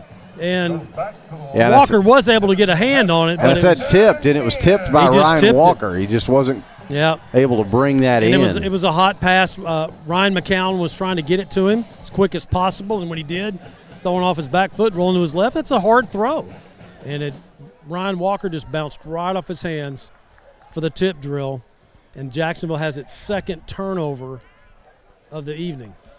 So Dallas Alexander, the back with Jacoby Robinson for Henderson. Robinson looks like he wants to go deep over the middle, overthrows everything. Good coverage. Xavier Kendrick. Jacoby Robinson's pass intended for number 11, Deshaun Jackson's incomplete. Deshaun Jackson. I've heard that name before. He still had some eligibility? Yeah, oh, man. How about that? He was going deep, and, again, Xavier Kendrick, step for step, a little push-off by Deshaun Jackson of Henderson that he got away with. If he makes that catch, we may have a problem because it was offensive, but the ball was way over their head. So 2nd down 10 as Henderson goes for the jugular there after the turnover, incomplete. They'll empty the backfield for Robinson. Jacksonville tries to bring some pressure. He'll just check down with Robinson, and a first down into Jacksonville territory. Yeah, they're just the Henderson receivers are just pushing the Jacksonville secondary down the field, stopping on a dime, turning around, squatting, and there's the football. Delivered well by Robinson. Yeah, to his brother Jamal. And Hard to defend that. Jamal's helmet came off, so he'll have to come out for a play. As Jacoby Robinson now over the middle, found a man just underneath the Jacksonville coverage. Munoz makes the tackle for Jacksonville, but not before Henderson picks up 8 yards on the play, or actually almost 10. It's 9 yards, and they're hurrying up here.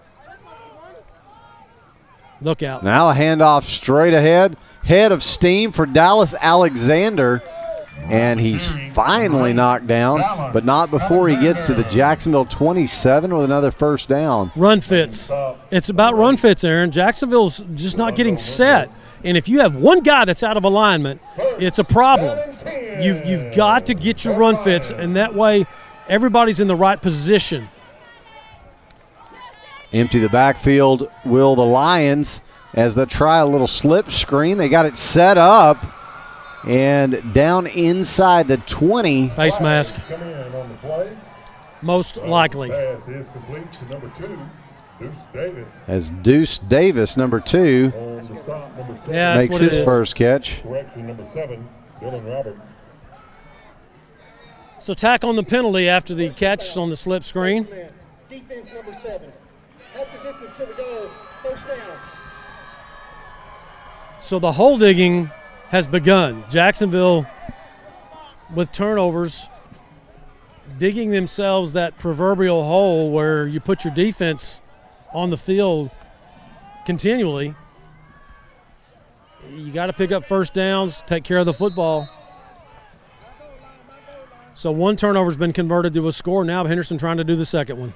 Robinson hands off. Can Jacksonville bring down the back? Tobias Jackson, they can. Should be a little bit of a loss on the play. Nice play by Hinton, sliding down the line of scrimmage. So 2nd and goal at the 11 now. Jacksonville forcing the 1-yard loss on the tackle by Hinton. 6:50 and counting left here in the first half.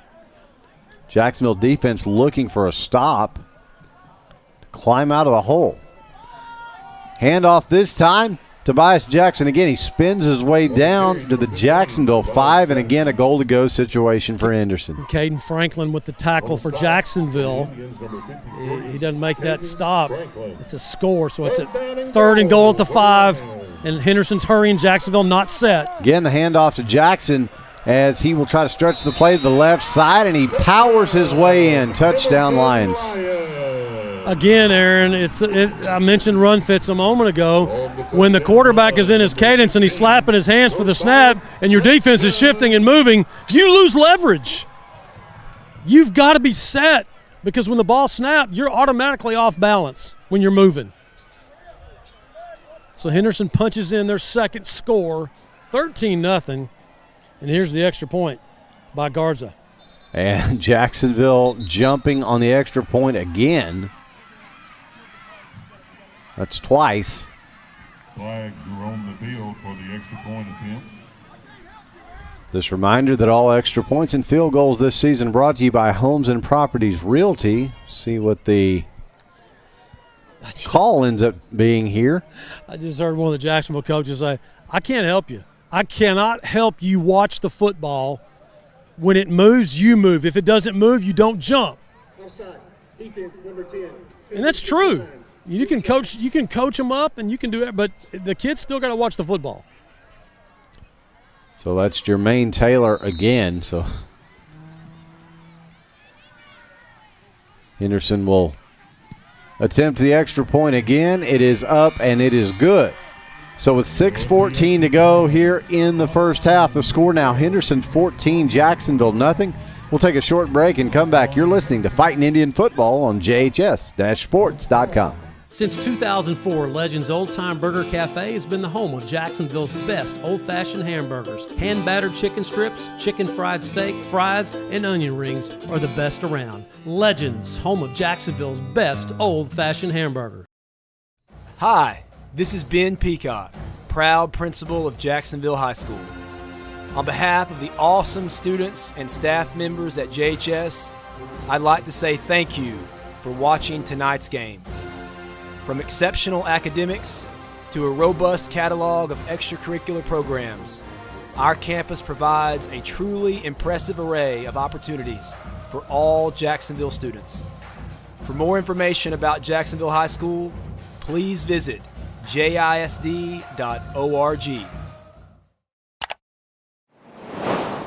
And we're back live at Henderson's Lions Stadium where the home team has just taken the 14-0 lead with a second Henderson's scoring drive summary of the night. Here's Todd Travis once again. Todd? It was an 8-play drive, covered 58 yards, finishing with a touchdown, putting Henderson up 14-0. And it also is the second time that Henderson converted a Jacksonville turnover into a score. Yeah, as you said, Matt, the hole digging continues. So Jacksonville will take the touchback and try to get some of the momentum back here on this drive. And well, let me correct myself. Yeah, go ahead. Yeah, that they did not get the first fumble that Jacksonville had. They didn't convert that into a score. I apologize. I was just thinking back on that. Jacksonville did have a stop and forced a punt. So that one on the Ryan McCown interception on the tip drill there, that was converted. So wanted to back that up a little bit. So Jacksonville now with the ball thrown 25, first down, 6:14 remaining here in the second quarter. McCown with one back. It's Johnson. Johnson gets the handoff straight ahead, and he has got lots of room to run as he makes his way out to the Jacksonville 34. Number 3, JT Johnson. Check that, about the 33, they'll spot him. Nice blocking by Jacksonville on that right side. Hagan Ray, the junior offensive tackle, and getting his kick-out block right there. And, boy, Blake Causey also doing a nice job. JT Johnson running right between those two Jacksonville linemen. Oh, goodness. McCown calls for the snap. Flags fly. Yep. JT Johnson jumped, pointing at his helmet like, that's a brain thing. It's me. I did it. False start. 5-yard penalty. Second down. So Johnson negates some of his 7-yard run.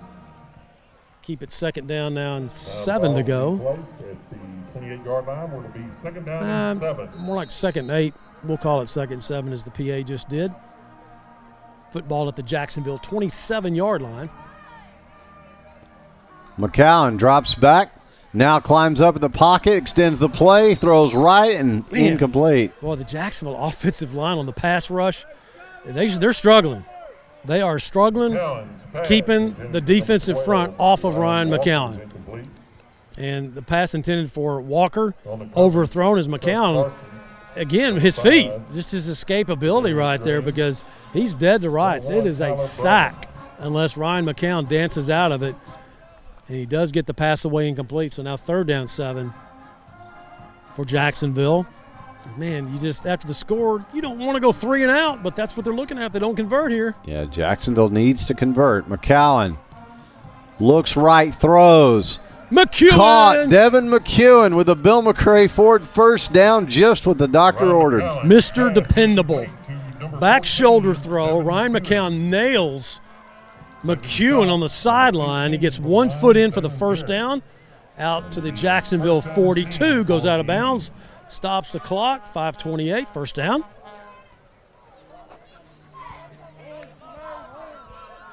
Two Indian receivers left, one right. Walker, the H-back on the right side. Johnson, the halfback. McCown looking over the middle for McEwen again and just missed him. On his back, too, is Ryan McCown.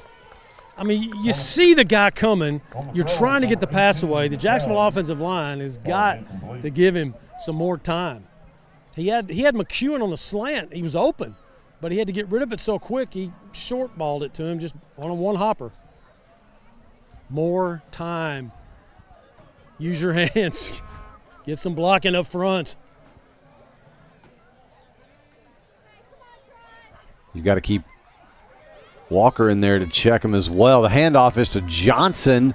Can he make some yardage up the left side? He can as he powers his way to the Jacksonville 48. Boy, that's a 1-yard run that turned into about a 5 or 6 yard run because of the effort of JT Johnson right there. Just punching his way and keeping his balance. And as I mentioned earlier, great lower body strength, but his balance is so strong. Put his hand down and makes it a more makeable third down and 4 with the football just inside the 50 at the Jacksonville 49. We just went under 5 minutes here in the first half. McCown again hands off to Johnson. Again, Johnson makes a man miss. Stutter step and for the first. He's there with the Bill McCray Ford first down. See the hesitation and the patience. When he got the handoff, he just kind of paused for a moment, lost his balance, put his hand down, and in doing that, the defender goes right by him, gets his eyes up, and gets up the field for the first down, the Bill McCray Ford first down. So Jacksonville, a drive that started on their own 25, is now in the Henderson territory at the 47 of the Lions. Ball sitting on the left hash, 2 receivers left, 1 right. Johnson the back. Man in motion is McEwen from the left to the right. He gets the jet sweep handoff. He's got lots of room to run if he can turn the corner.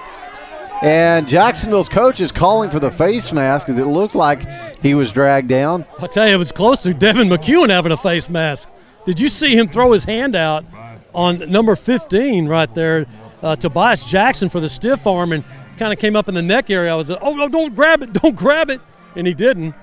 So McEwen on the jet sweep, first down for Jacksonville. This drive is now at the Lion 37. So another Bill McRae Ford first down as Jacksonville tries to punch it in. McCowan looks left, throws, got McEwen, but he is smothered immediately. Come on now. That's as a sophomore mistake right there. So Devin McEwen makes the catch for 5, but on this other side over here, Jermaine Taylor shoving a Henderson player, taking the bait, knocking him down.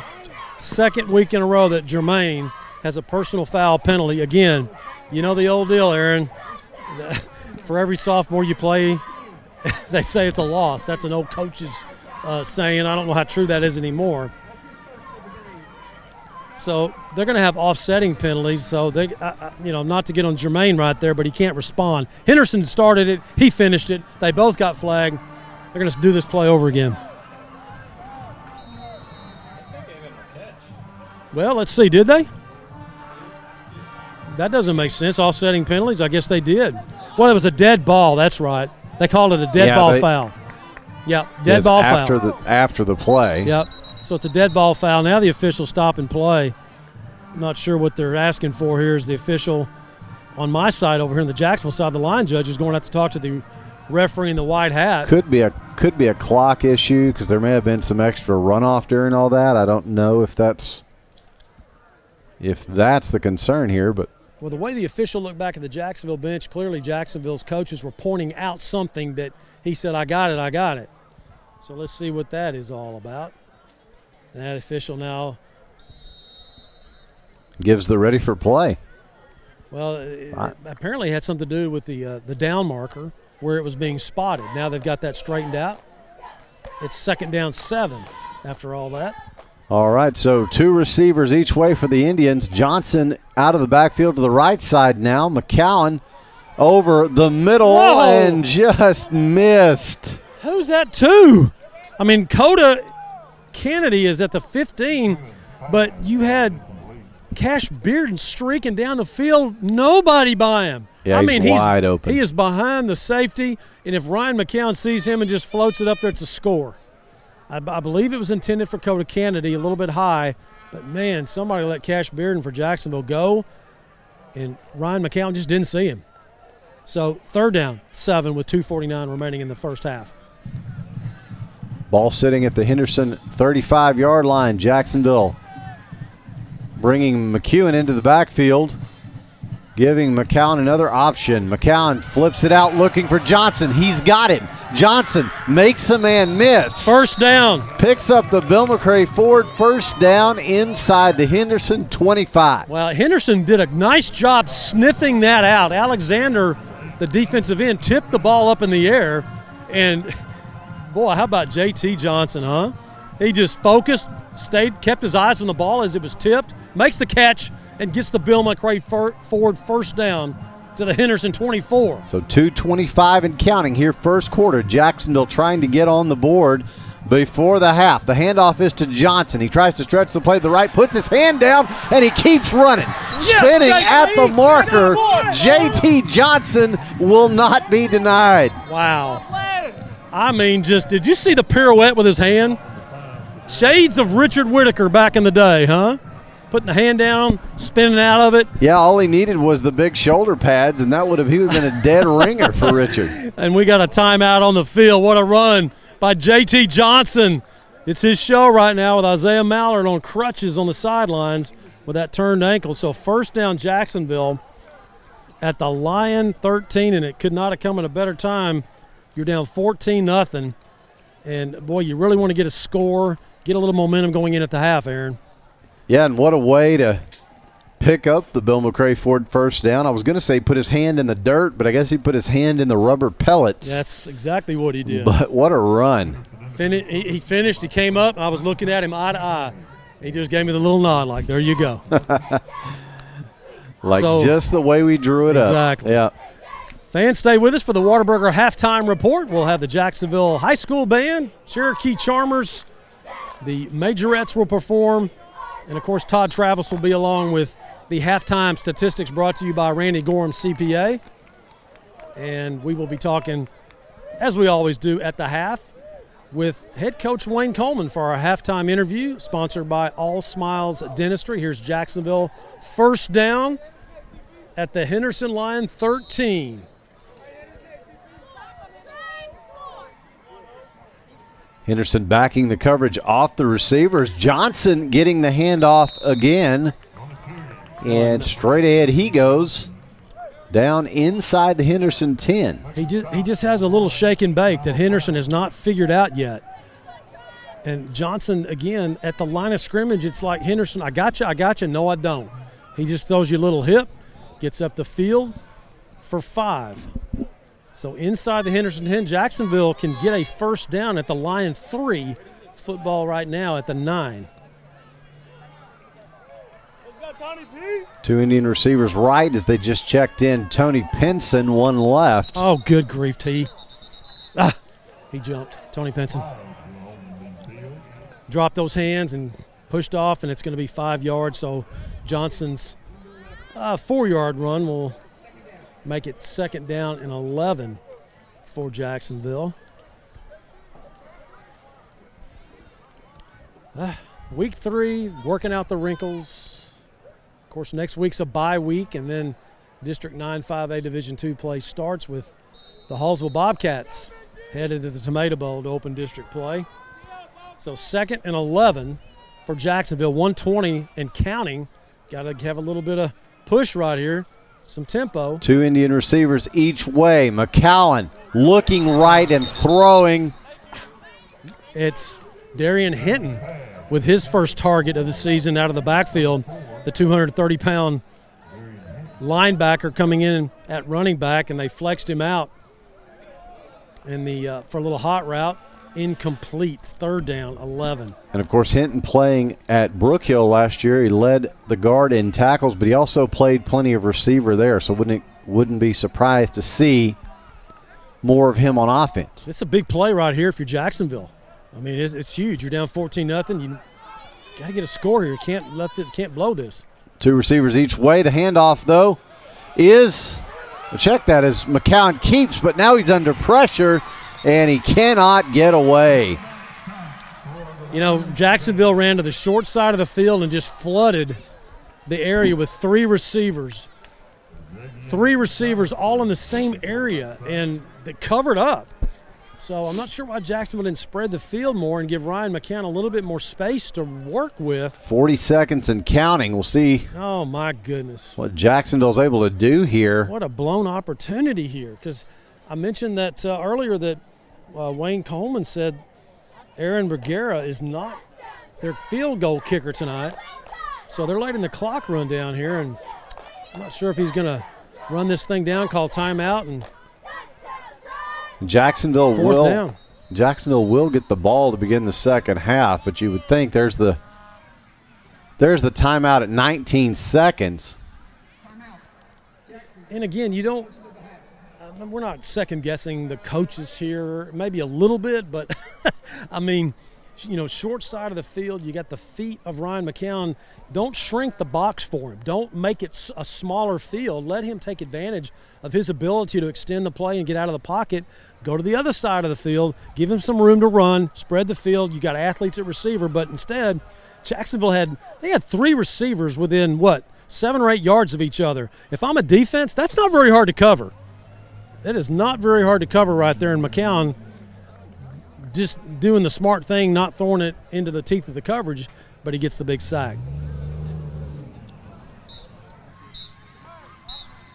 So we'll see if Jacksonville can figure out a way to get on the board here before halftime. Well, Jacksonville has to, as I said, they've got to get down to the Henderson 3-yard line for the first down. It's a long way. It's at the 25, so it's 4th and 22 for the Fightin Indians, as they can get a first down, but with the 19 seconds and 1 timeout remaining. Actually, Jacksonville has 2 timeouts remaining. as Darian Hinton is in the backfield with McCowan. Got Jermaine Taylor at one wide out. McEwen, Pinson on the other side. Henderson corners showing tight coverage. McCowan rolling left, setting his feet, throwing deep, looking for McEwen in the end zone.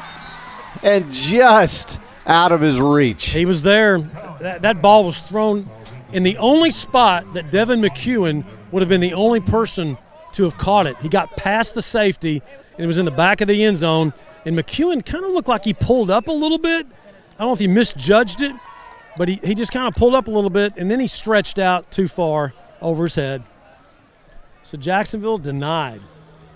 What a drive. It started at their 25, got all the way down to the Henderson 9-yard line, and then it fell apart. So a very disappointing end to this first half, although there's still 12 seconds to go. Your defense is in a prevent right now, as you see Calvin Bryant way down the field for Jacksonville to make sure that nothing gets behind them. It looks like Henderson's just going to take a knee here and go in at the half. Yeah, that's what I would expect, and that's what they'll do. So as the horn sounds for halftime here at Lions Stadium, our score, Henderson 14, Jacksonville nothing.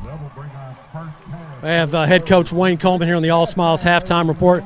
Coach, disappointing. I mean, you started a drive at the 25 right there. You get down to the 9-yard line, and then it kind of falls apart. You go to the short side of the field. Zone was flooded with receivers and defenders, and then you got the sack. Yeah, we've tipped a ball to them on interception. We've dropped a couple open balls. We're going to make plays when we have the opportunity. Coach, defensively, what an improvement since last week. You said that fans would see improvement based on just the fact this is the kind of offense that you're used to defending, and we're seeing that tonight. Oh, the defense is playing a lot better. We're still tackling way too high.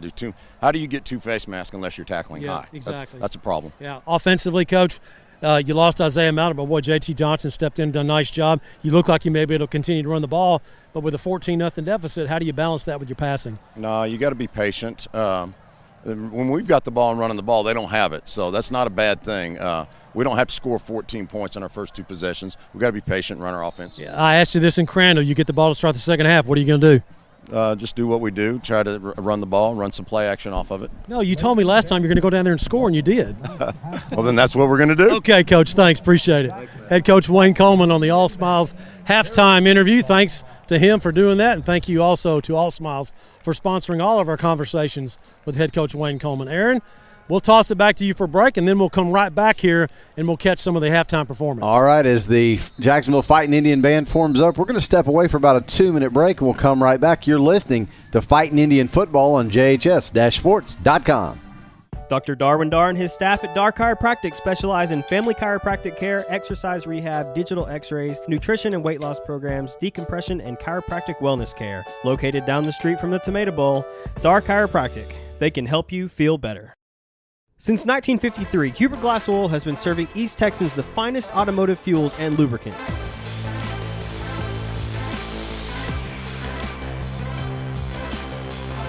Hubert Glass Oil Company, the clear solution for your business.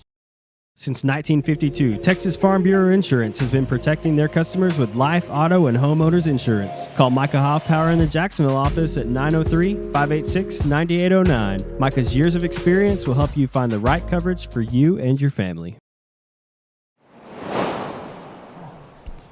And we're back live at Henderson's Lions Stadium. Halftime here. Henderson leading Jacksonville by the score of 14-0, and you're listening to the Whataburger Halftime Report. I'd like to thank our friends at Whataburger and remind you that if you make the order, Whataburger makes it fresh. As you can see, the award-winning Jacksonville Cherokee Charmers are on the field now along with the Fightin Indian Band. And so, Matt, we'll throw it down to you for some of the sights and sounds of the Fightin Indian Band and the award-winning Cherokee Charmers. Thank you, Aaron. This is the Whataburger Halftime Report as the Cherokee Charmers out on the field right now with their halftime performance. And let's listen to the PA announcer as they are being introduced.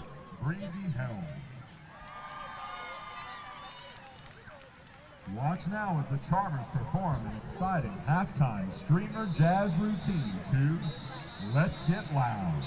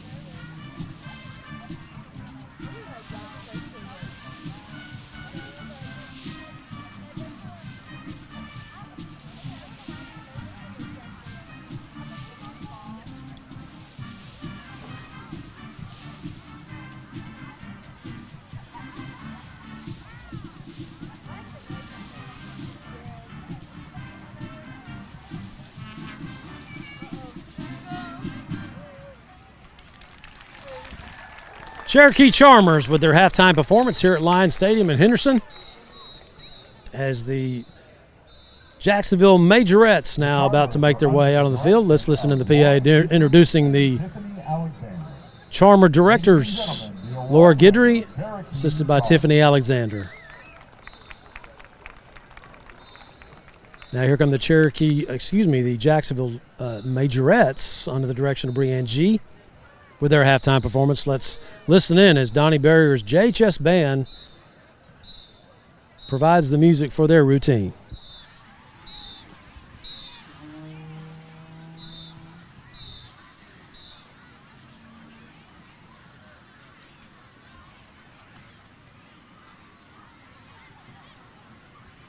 And now, introducing the Jacksonville Indian Majorettes, directed by Brianne G.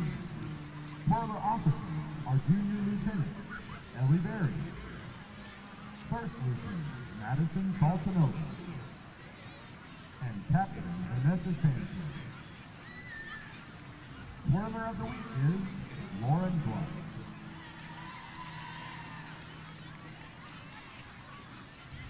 Now hold on tight as the Majorettes performs with the 1980 Ozzy Osbourne hit, Crazy Train.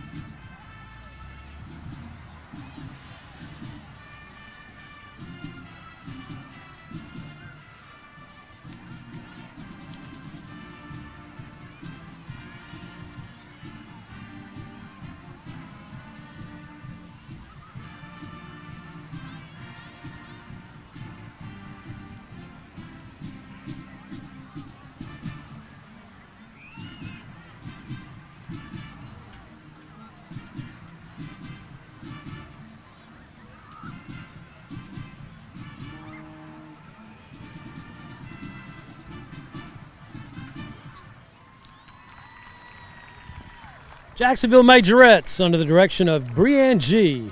with their halftime performance here at Lions Stadium, where Henderson leads Jacksonville by a score of 14-0. You're listening to the Whataburger halftime report as the Jacksonville High School Band now getting set for their halftime performance. Stay with us, and we'll have our halftime statistics sponsored by Randy Gorham CPA. Todd will be along, and we'll have some scores from around the area of interest as the Jacksonville High School Band now gets set to perform. Again, this is the Whataburger halftime report. You make the order, and Whataburger makes it fresh. The Jacksonville Independent School District is proud to present the 2021-22 Jacksonville Fightin Indian Band. The band will perform to War March of the Car Column and percussion features Entry of the Gladiators. The band is under the field direction of junior drum majors Sarah McComb and Camden Barton, and senior drum major Angel Sanchez. Now at the center of the field, one of the most decorated military marching band in the great state of Texas. That classic look, that awesome sound, that cry heard across the land.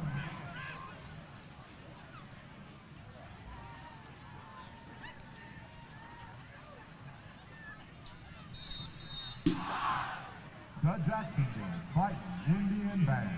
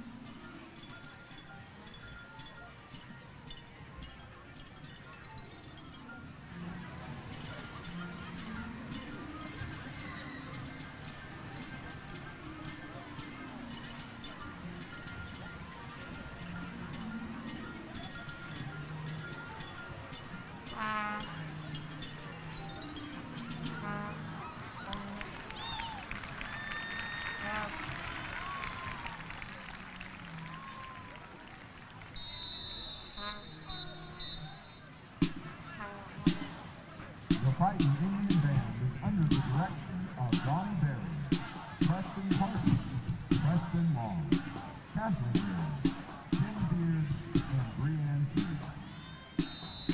Freshman of the week is Josh Dorman. Band members of the week are Emma Dorman and Julie Dickey. Ladies and gentlemen, the Jacksonville Fightin Indian Band. Jacksonville High School Band with another outstanding performance, leaving the field now as the Henderson group gets ready for their halftime performance. Guys, I'm going to toss it back up to y'all for the Randy Gorham CPA halftime stats. I'll take a little break. I'll come back. We may do some scores if we have time. Thanks a lot, Matt. Back here in the press box at Henderson's Lions Stadium. Henderson leading Jacksonville by a score of 14-0 here on the Whataburger halftime report. Now it's time for our halftime stats, brought to you, as Matt said, by Randy Gorham CPA. Randy is your hometown CPA, and he has been since the 1980s. We certainly appreciate him sponsoring the statistics all season long. We'll bring Todd Travis back in. Todd, the Fightin Indians with a few good drives and a few good chances there in the first half, but turnovers were sort of the bugaboo, I guess you'd say. And then as we sit here, Jacksonville's looking at a 2-score deficit. How do we get there by the numbers? Jacksonville had 161 yards of offense the first half on 33 plays. We averaged 4.9 yards per play. We had 95 yards passing and 66 yards rushing. Individual stats. Ryan McCowan, 8 completions on 16 attempts for 95 yards and 1 interception. Receiving, Devin McEwen, 4 catches for 46 yards. JT Johnson, 2 for 24. Jermaine Taylor, 1 for 18. And Ryan Walker, 1 for 7. So you are seeing there in Jacksonville's first half numbers at least a little bit more of the spreading out of the offense in terms of receiving along the lines of what we saw in Crandall. Obviously, the total numbers not quite there, with McCowan under 100 for the first time in the first half this season. But Jacksonville trying to spread it out a bit. Obviously, Todd, with Isaiah Mallard going down, I know that has made the Jacksonville offensive attack look a little bit different. But how about JT Johnson? JT Johnson did a good job stepping up. He had 9 carries for 51 yards in the first half. Showed a lot of determination there towards the end of the half and made several really good runs. He did. That last Jacksonville drive was just about everything you wanted to see. Except for a score. Except obviously not able to punch it in. But they really put it together, did the Indians, on that drive. And of course, Johnson, a big part of that, coming in relief of Isaiah Mallard. But Henderson, just that little bit better, that little bit crisper, if you will, sharper, on a few of their drives. It has not been all looking up for Henderson in the first half either. Let's take a look at the Lions' numbers. Henderson had 162 yards total offense on 24 plays, with 61 yards passing and 101 yards rushing. Their quarterback, Jacoby Robinson, 5 completions on 6 attempts for 61 yards. Rushing, Porter had 6 carries for 41 and a touchdown. Alexander, 5 for 31 yards. Quarterback Robinson, 2 carries for 18.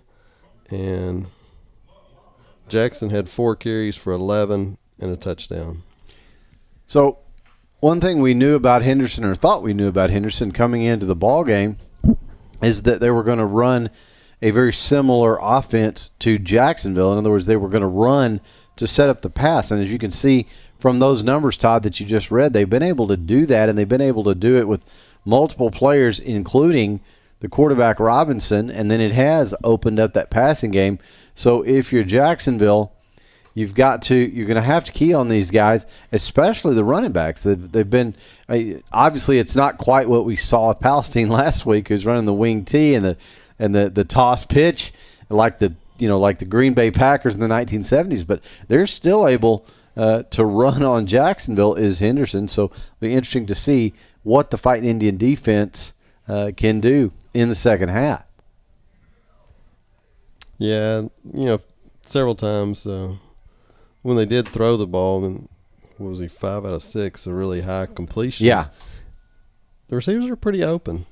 Yeah, there were a lot of slips in coverage and sort of finding holes in zone coverage. I know there was a few where you'd have a guy go just over the middle and he'd just kind of sit there. Mm-hmm. He'd find that spot and he'd sit there. And Jacoby Robinson, obviously a good quarterback that's able to read, go through his progressions, make his reads, and find those guys. And it doesn't hurt when one of your top targets is your brother in Jamal Robinson, because you know. What'd you say? They've thrown that in the backyard a few times. They have. I mean, those guys have gotten reps together before, and of course, the sons of head coach Othell Robinson. So, football pedigree for sure, and they've had plenty of time together to work those things out, and you can see that Robinson to Robinson connection has been a big part of what Henderson was able to do in the first half. Getting out to the 14-0 lead. Now, I will say this, Todd. Obviously, coming in, we expected a shootout. We really haven't gotten it, and that's a credit in some ways. We expected a lot more scoring drives. We thought both teams would score a lot of points. Yeah, and obviously we're only sitting here at halftime, but that is a credit in a lot of ways to the defensive units. Obviously, Henderson coming up with some turnovers. Jacksonville able to stop Henderson and get a few turnovers as well. And so, really, Jacksonville, you're right in it. And we're moving the ball in the middle of the field really well. It's just when we get into that red zone, we're offsides penalty, false start, we back ourselves up. Yeah. Then what do we wind up? 4th and 22 there at the end. So long yardage. There's just not many plays in the playbook for that situation. So when you sort of keep yourself or put yourself behind the chains, mm-hmm. you're sort of, I mean, you're definitely fighting an uphill battle, and we've just seen Jacksonville do you think their defensive coordinators figured out if they can put pressure, make us scramble? Well, yeah, and I mean our passing percentage goes down. Well, that's true, and it goes back to what we heard Matt talking about in the pregame, which is sort of the opposite of what Wayne Coleman talked about in Smoke Signals. He was in Smoke Signals, if you'll remember, Coach Coleman was talking about the positive things that Ryan McCowan was able to do in the past few games when he's gotten time. Mm-hmm. Well, and Matt, as he said in the first half, use your hands. Talking to the Jacksonville offensive line, use your hands. Make it more difficult for that rush, and that's got to happen. That's got to improve in the second half if Ryan McCowan is going to improve his numbers, because he's doing what he can to extend plays. We know he can do that. We know, he's got. And early on, we were throwing really quick balls. Yeah. He basically caught the snap and threw it, and so the rush wasn't a factor. Right.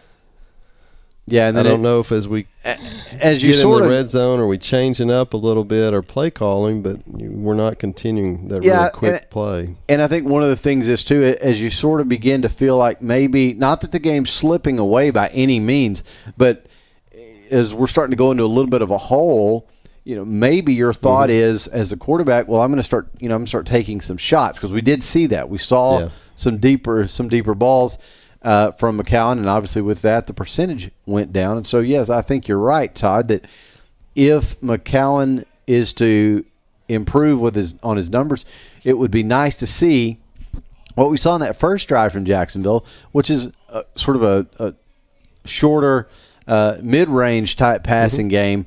Where the completion percentage can improve. So we'll see if Jackson's able to do that. We had 10 plays before we fumbled there, so it was a really good-looking drive. And yeah, well, that's obviously the other benefit of that type of a drive, as Matt referred to it as that sort of dink and dunk mm-hmm. drive, is that you're going to have the time of possession. You're going to keep Henderson off the field. We know what Jacoby Robinson can do. We know what what their backs can do. So if you keep them on the sideline, obviously you got to like your chances. So we'll see if Jacksonville's second half approach is able to utilize a little bit more of the positive aspects of that short passing game that we saw early on from the Fightin Indians. But Todd, the Jacksonville defense, as we said, keeping the Tribe in it. Let's take a look at some of the defensive stats for the Indians.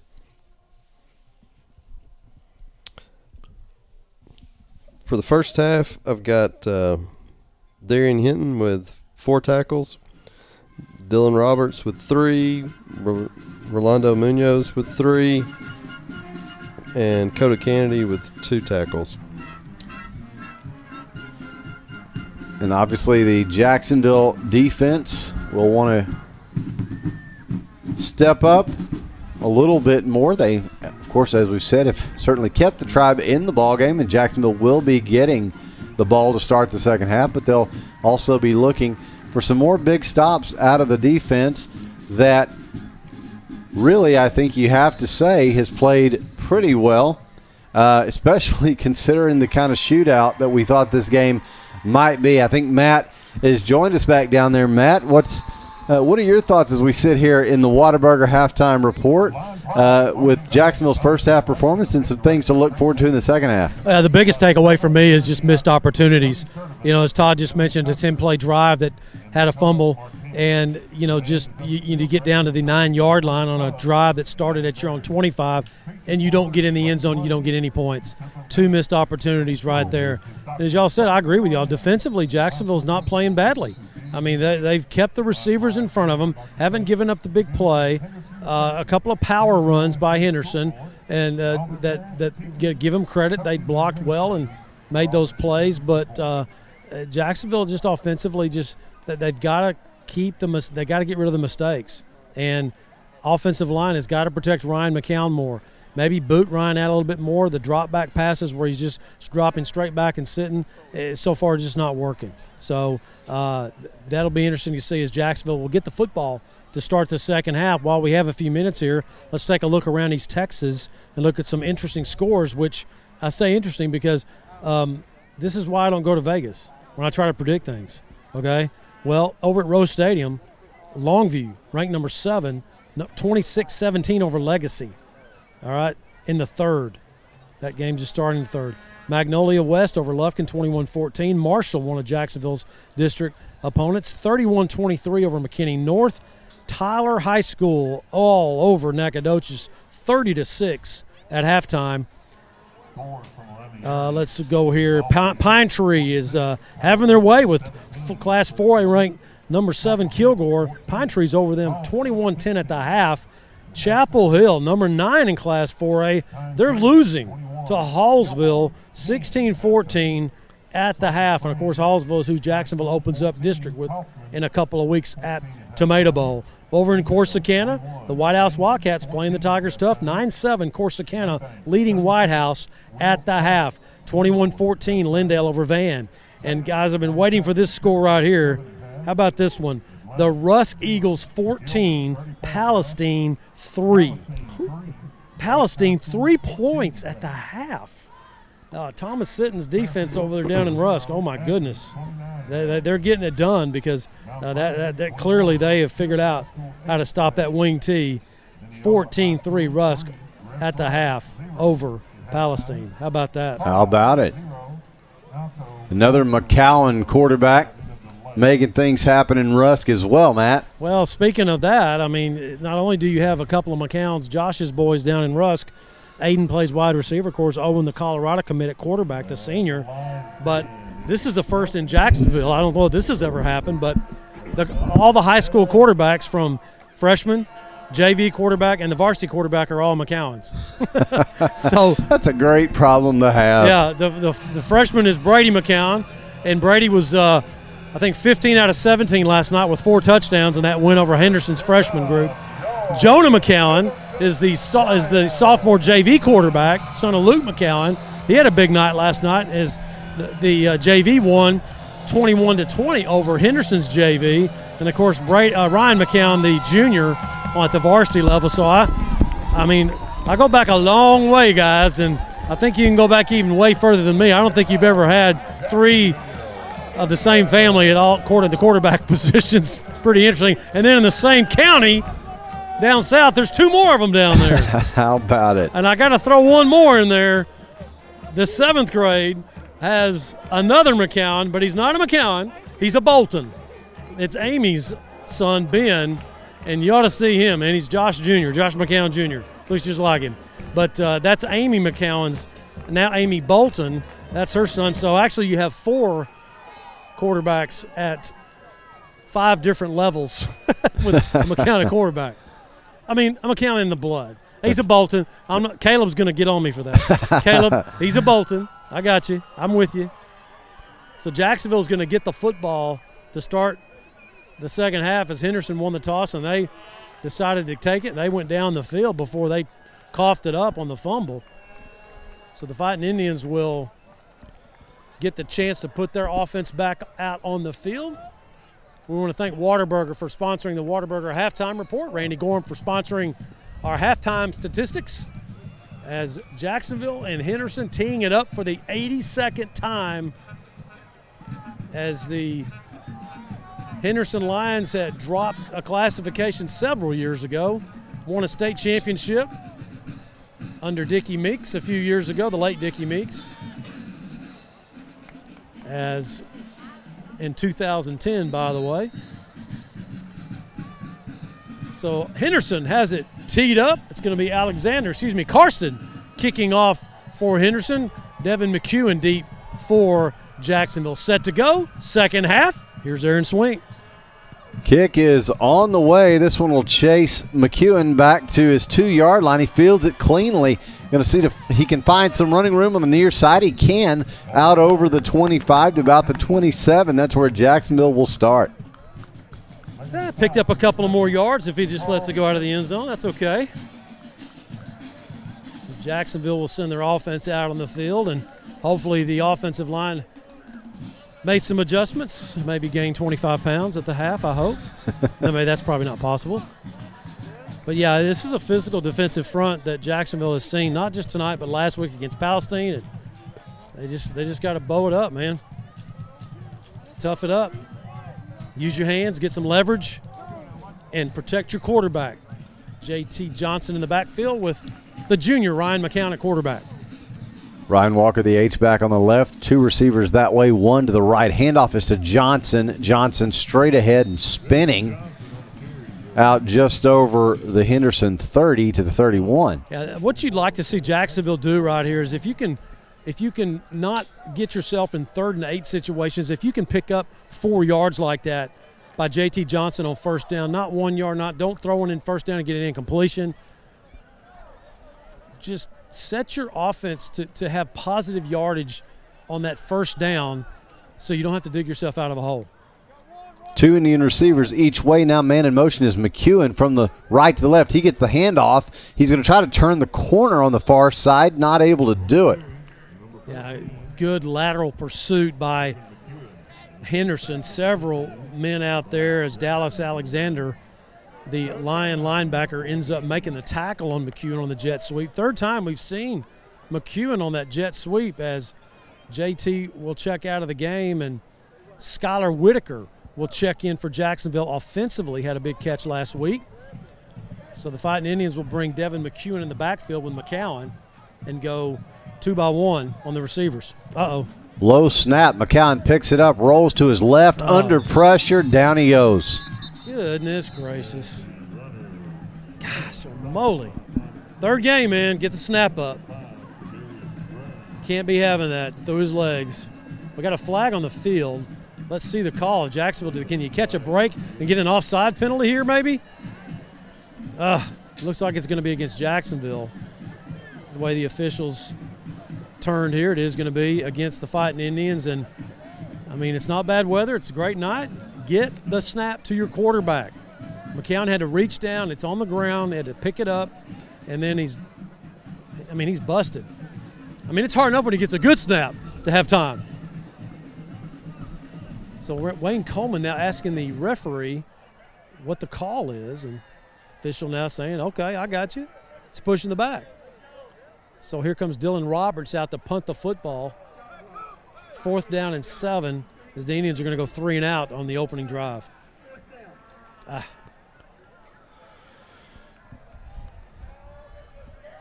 the regression of the offense from week one, guys, is just surprising to me. This looks like a first game. They were clicking in the first game much better than this. Yeah, they really were, Matt. And let's see if Roberts can get away a good kick. It's high end over end. Fair catch called for. It'll hit and bounce. Nice Indian roll down to the Henderson 34-yard line. So Henderson leading 14-0. Will get the football after their defense forces Jacksonville on a 3-and-out. And again, before that play, I was talking about the regression, and it's hard to put your finger on it, really. I mean, same kids. Not sure what's going on.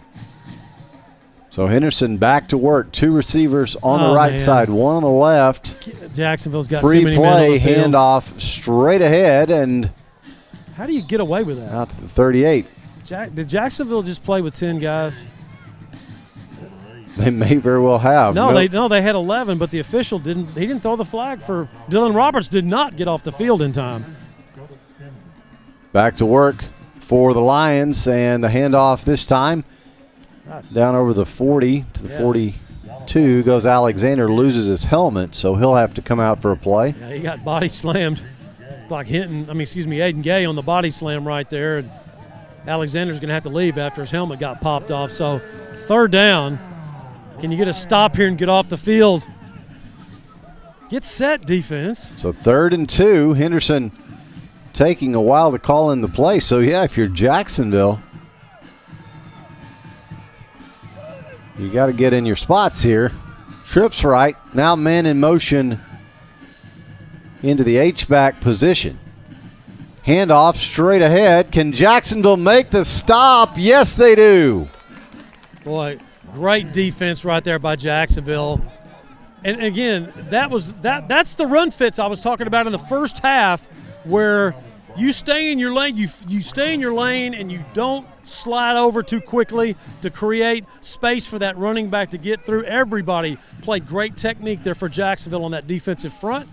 And Henderson now goes 3-and-out. So both teams go 3-and-out on their opening possessions of the second half. Devin McEwen will drop back for Karsten, the punter for Henderson. Karsten's kick away will bounce in at about the 25, take a little lion roll, and be down to the Jacksonville 22. So after an opening 3-and-out in the half for Jacksonville, they're able to hold Henderson, and now Ryan McCowan back to work. And again, hats off to the defense right there. I mean, they came out, they held Henderson to the 3-and-out after Jacksonville's offense did that. So, spark your offense. I mean, that's what should get your offense fired up, to get the ball back for you like that. You're down 14-0, plenty of time, 8:37 remaining in the 3rd quarter. Do something here, execute, get good snaps, run your routes, get your hands on, get some blocking, create the pocket for Ryan McCowan. McCowan takes the snap, hands off to Johnson, who tries to stretch the play to the left and is not able to do it. Yeah, watch out now. Hang on. Keep your head there. Henderson a little bit shoving there. Alex Martinez, they just came right around the edge. He just was not quick enough to keep Travis McAllister, or check that, Devin Fields, a 3-year starter, number 99, from making that tackle for a loss of about 3. 2nd and 13 now for Jacksonville. That puts it inside their own 20th and 19. 2 Indian receivers each way now, men in motion to the right side H-back slot. McCowan looks left, throws, got Taylor. A little bit of a high throw, but I like the way Ryan McCowan got it over the top of the linebacker right there. Jermaine Taylor coming off a little crampy, as it's going to be a 3rd and short with Cash Bearden checking in for Jermaine. Let's see if he can work out that cramp right there. Jason Krause, the Jacksonville head trainer, checking on Jermaine, the sophomore, as the Indians now looking at 3rd down after the spot, 3rd and about 2. Almost 3. 2 receivers left, 1 right. Handoff. Stretch play to Hinton. Can he get to the sticks? Looks like it's close. Hinton with his first carry gets the 1st down, it looks like, but let's see. They're bringing There it is. They'll move the chains for the Bill McRae Ford first down. And I love to see this right here. You mentioned his last junior year at Brook Hill. He played his sophomore year in Jacksonville. He can tote the rock. He can run. I said 230 a minute ago. He's not quite 230. He's more like 215, 220. Very powerful lower body as Darian hit, and he gets the first down. 2 right, 1 left Indian receivers this time. McCowan looks right, throws, got McEwen. He kind of slipped, but now they'll say his knee went down. Yeah. That's a long throw for such a short opportunity for yardage. The cornerback comes up on a cover 3, so he's got that zone right there, and he just press coveraged McEwen. And again, long throw for that. I guess there's, to me, on that long pass, there's more risk than there is reward. Yeah, Matt, and they just showed the replay here in the stadium. I'm not sure that Devin McEwen's knee ever went down. He was still running when they blew the whistle. But be that as it may. 2nd down, 8, they'll give him 2.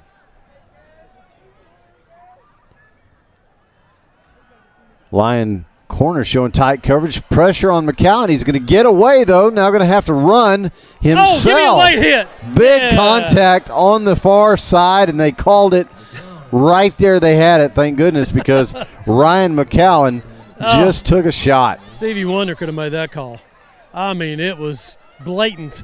I mean, McCown's feet, his whole body was in the white chalk, and the safety comes over and just obliterates him, and he's got his hands in there like, what'd I do? I mean, come on.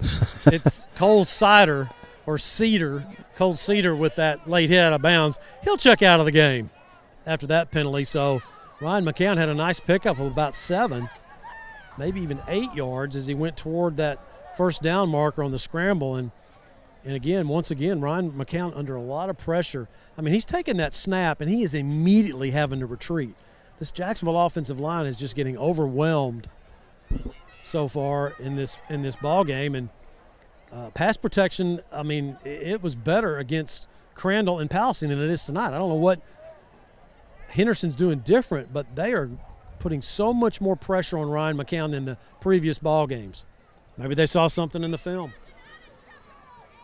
So the official's still talking about the out-of-bounds late hit on Ryan McCowan by Cedar of Henderson.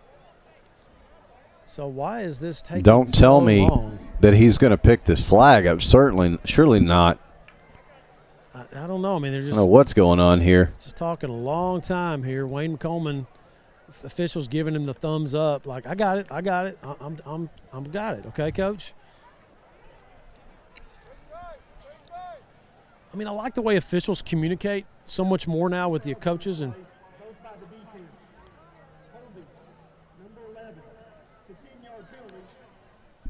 So we had 2 penalties on the play on Henderson. There was a hold. And then a targeting. So it was a non-targeting. Or non-flagrant targeting on Cedar. Yep. That was Cole Cedar. Yeah. Non-flagrant targeting, yeah. So they'll mark that one off. And, of course, there was a holding call, and they're going to mark that off too. So you get the holding call for 10 yards that he just marked off. Now the umpire is marking off the 10-yard or 15-yard Yeah, it's 15. late hit. So it's a 25-yard penalty, 10 for the holding, and then 15 for the after the play hit out of bounds. So that pushes the football all the way down to the Henderson 35-yard line, and they may have to do CPR on Othell Robinson over there. He can't figure out how do you get a 20 what has that? 25-yard penalty. So now the Indians back to work. The handoff to J.T. Johnson, right side. A flag comes in the area of holding, and they'll back it up a little bit. Just a little pitch to J.T., and as he's turning the corner, somebody for Jacksonville, one of those linemen, I'm watching the replay. Oh, almost a late hit out of bounds on Henderson as I watch the replay on the big screen. It's going to be holding on the Indians. And this is where it seems like Jacksonville, this has been their MO the first 3 ball games. It's going to be on Devin McEwen for the hold. is as soon as you have something good happen, you negate that by making some kind of mistake yourself. I sure hope they get all this out of their system before district starts.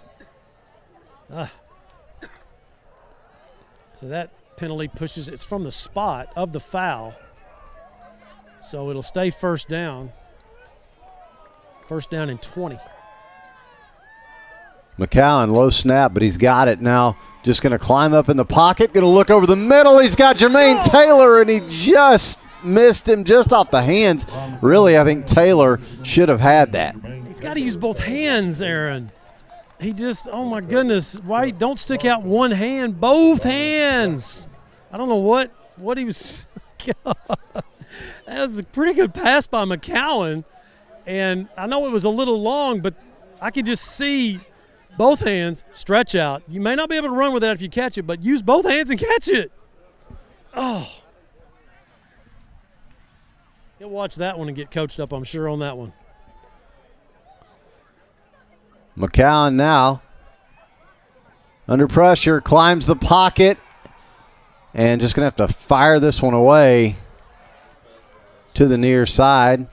No penalty. No, there's a receiver clearly in the area, Ryan Walker. Come on, Ryan Walker was out there. Well, I didn't see the flag. Did a flag? Yeah, flag did come in, but usually that flag. Maybe they'll pick it up. Usually that flag is. Let's see what it is. They're going to call intentional grounding. They are going to call that? Wow. I mean, Ryan Walker was over. I saw him. The ball went right. Why is that? I don't get it. Ball did not cross the line of scrimmage. That's the penalty. It's what Todd Travis has up here, and I think that's probably the right call. Yeah, well, but if there's an eligible receiver, it doesn't have to get to the line of scrimmage, because if he's throwing at a target, I don't know. But the question is was Ryan Walker close enough? And you're not going to get any argument from the booth up here. No, I know. Man, what this thing was down to the 35. Now look where it is. Yeah, so third down here is McCown needs some time, and he won't get it, and so down he goes. You know, the receivers for Jacksonville they've got to scramble and get open, but now Ryan McCown's getting up slow. I mean, it's not surprising. He's taking a beating tonight.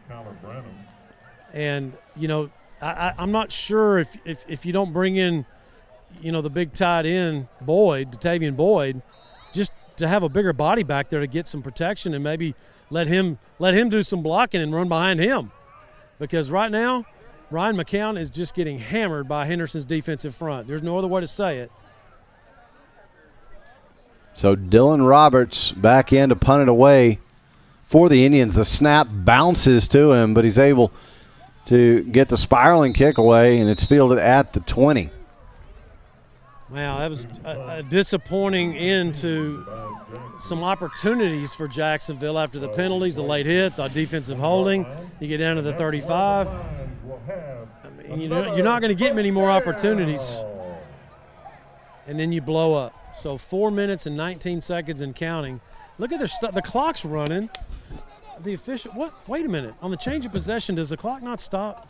I've got it at 5:02. Yeah, it should. Wow. That was about 30 seconds right there that just ran off. Unbelievable. Coaches don't even know it. Yeah, Ryan's got our scoreboard clock at 5:02. Yeah, so it just kept almost running. a minute. Now the handoff. You know, I've griped about the clock before, and I've been wrong before. So, I mean, maybe there's a new rule that they keep the clock running on a change of possession like that. I didn't think you did. I wouldn't think so. I mean, it's possible, catch. I guess. But handoff this time to Jackson. A flag comes in, looks like a hold, but Jackson's still on his feet over midfield, finally spun down at the Jacksonville 42. This should be coming back. Still, just the tackling is just so suspect for Jacksonville. Wayne Coleman mentioned it in the All Smalls halftime interview, you know, that you can't tackle high. It's 5A football. It is going to go against Henderson, so you do catch a break. But the tackling is just terrible in that play. There's no other way to say it.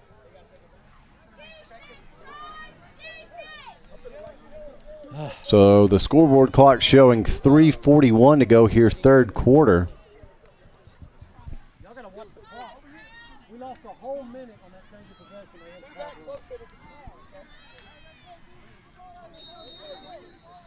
Trying to tell coaches to watch the clock. Second down.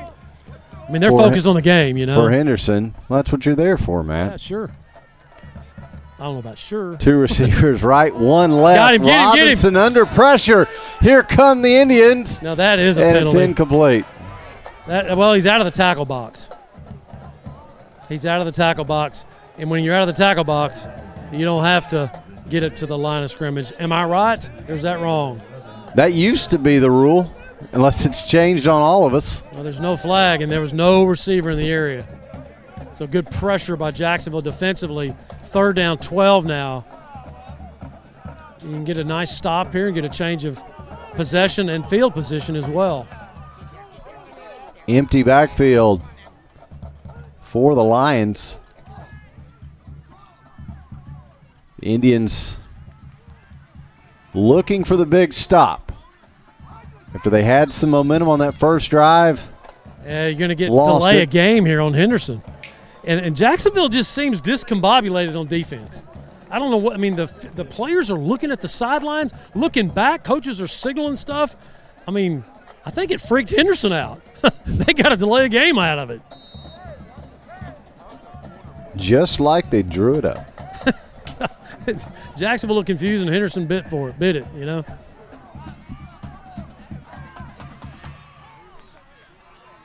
So now 3rd and long. Will the Indian defense bring some pressure on Robinson? The handoff. Nice tackle. Straight ahead, wow. Nothing doing. Caden Franklin, big hit. Aiden Gay also on the tackle. Leader in the clubhouse for the Dar Chiropractic Bone Crusher hit of the game. Yeah, that's it right there. Caden Franklin definitely a candidate for that big award after the game. Devin McCune will drop back to his 50, or not to his 50, the 50. Well, it's Devin McCune. I mean, it's his field, let's be honest, especially after last week. You got a short, but he needs to find that spark. Can you work the short field here and punch one in before the end of the 3rd quarter? Don't be offsides, Coda. Punt is away. That's a good punt. Chase McCune back to the 45 where he goes down making the catch. What a punt that was. Man, had hang time and distance, forcing McCune back about 5 or 6 yards, and he has to fair catch it. So Jacksonville will get the ball with good field position after the Fightin Indian defense gets a nice stop. I mean, what a change, what a turn after the last couple of weeks, giving up 51 points in both games. Your defense comes out 14 for Henderson, but your offense is 0 has not put a point on the board. You scored 27 the first game. 36 and then 27 last week. Nothing so far. So back to work go the Indians. The pistol formation. McCowan, again, no time. And he's just got to fling it away on the run once again. Just no time to get set and do anything for Ryan McCowan. I don't know what to tell you, man. I mean, it's a long, long night for this Jacksonville offensive line. They have no answer.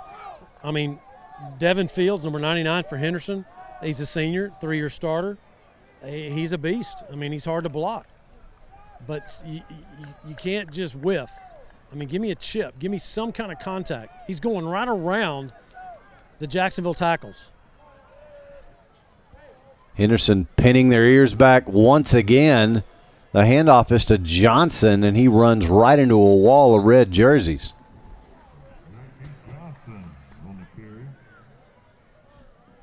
So after the incompletion and the short gain there, you put yourself in 3rd and long. Boy, I tell you, again, this is why I've told you guys, don't ever take me to Shreveport or Vegas. I can't predict anything. I mean, coming into the game, you think it's going to be a high-scoring game. These defenses are struggling. 14-0 late in the 3rd. Huh. So much for that trip to Vegas, man. Yeah, I wasn't going anyway. So 2 Indian receivers each way. Jacksonville needing the conversion. And McCowan finds McCune. and he will have enough for the Bill McRae Ford first down. Oh, just fighting for it. He went down upfield, turned around, squatted. Good ball by Ryan, delivering it to him, and then McEwen turned around and got those extra 4 yards, pushing his way for the Bill McRae Ford first down as we go under 1:30 in this third quarter. Boy, if you need a score at this is where you need it right here on this drive. You got to get some points. Jacksonville back to the pistol formation with Johnson, but McCowan will keep. Gets up into the pocket, looking over the middle for Jermaine Taylor and just missed him. Jermaine missed it. Yeah, Ryan McCown did. Let's be honest. It hit him right between the 1 and the 0, man. That was a strike, a laser by McCown on the run, and it hit Jermaine, as I said, right between the 1 and the 0 on his jersey, and nobody feels worse about it than Jermaine Taylor. He may score if he makes that catch. Second down, 10.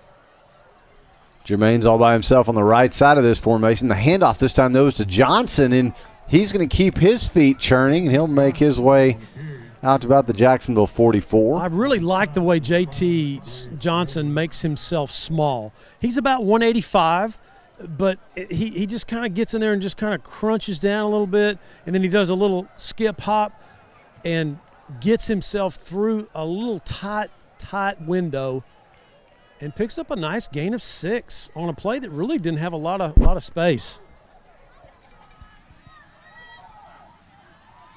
Now McCowan, again he hands off to Johnson, and Johnson gets swallowed up. It looked as though, I don't know, Matt, Johnson turned back as if he might pitch back to McCowan. No. I don't know what the plan was. That wasn't it. As soon as he got the handoff, Devin Fields was in his face, and he turned around just to try to get away from him and get kissed in the mouth. I'm watching the offensive line for Jacksonville, and they're just getting blown away. There's no other way to say it. Devin Fields is just having his way, and that's going to end the third quarter. So after 3 in Henderson, our score somewhat improbably, Henderson 14, Jacksonville nothing. We'll take a short break and come back. You're listening to Fightin' Indian Football on JHS-sports.com. Gene Brumlow, class of 66, and his daughter Ann Farmer proudly support Jacksonville athletics. Come on over to the South Jackson Dairy Queen and get one of their world-famous blizzards. Dairy Queen, where happy tastes good. Tonight's game statistics are sponsored by Randy Gorham, CPA. Randy Gorham, CPA, the source for your accounting and income tax needs since 1984. For over 120 years, we've worked to be the most trusted bank in East Texas. Strong leadership, active involvement in the community, and long-term relationships with customers piece together the strong foundation on which we base our business. A community bank dedicated to serving our local families and businesses. Visit any one of our locations across East Texas and let us show you why we've been the bank of choice since 1900. And we're back live at Henderson's Lions Stadium. Aaron Swink, Todd Travis, Ryan Travis, and Matt Montgomery with you here on JHS-sports.com. The Indians trailing Henderson by a score of 14-0. But with the ball in Lion territory, trying 4th and 7 to get on the board on the 4th down. McCowan looks left, throws. Coda got Coda Kennedy. First down. And he's got, you said it, Matt, the Bill McRae Ford first down. Putting Coda Kennedy in at H-back. Catches him out in the flat area as McCown delivers a strike. And it appears that, this flushing that McCown has been able to use his feet more in the previous games, he's going to have to take the snap and throw. That's what right now, that's exactly what he did right there for the first down. 2 left, 1 right go the receivers. McEwen in motion left to right. He gets the handoff, and he also gets dropped in the backfield. Yeah, JT missed his block. Just completely whiffed on the block. And number 5 came in, Cordarius Grange, from his defensive back position, and JT just whiffed. He knows it, petting himself in the helmet. So Loss of about 2 in the play, 2nd and 12. More like 2nd and 13. 2 right, 1 left for McCown. He climbs the pocket. He needs a receiver. He doesn't have one. He'll have to tuck and run. Puts his head down, and he's out near the Henderson 27. Once again, the pressure. I mean, Ryan cannot even get, when he gets the snap, he can't even get his feet set. He's having to scramble. Now, some of that may be a little bit of happy feet. You know, you watch that, but when you've been getting pounded all night long, you start moving as soon as you get the snap. And it just throws him out of his rhythm. He does pick up 7 on the play. 3rd down, more makeable 7. 2 receivers left, 1 right for McCown. Can he get some time? Not really. Climbs the pocket, though. Throws and finds Coda Kennedy, and he is in. Touchdown, Jacksonville. Wait a minute. The official's saying he stepped out of right. bounds. They're going to call him out. Yes, Not they really. are. Let's see the replay. Let's watch the replay. Here it is. Oh, my goodness. Oh, he did not step out of bounds.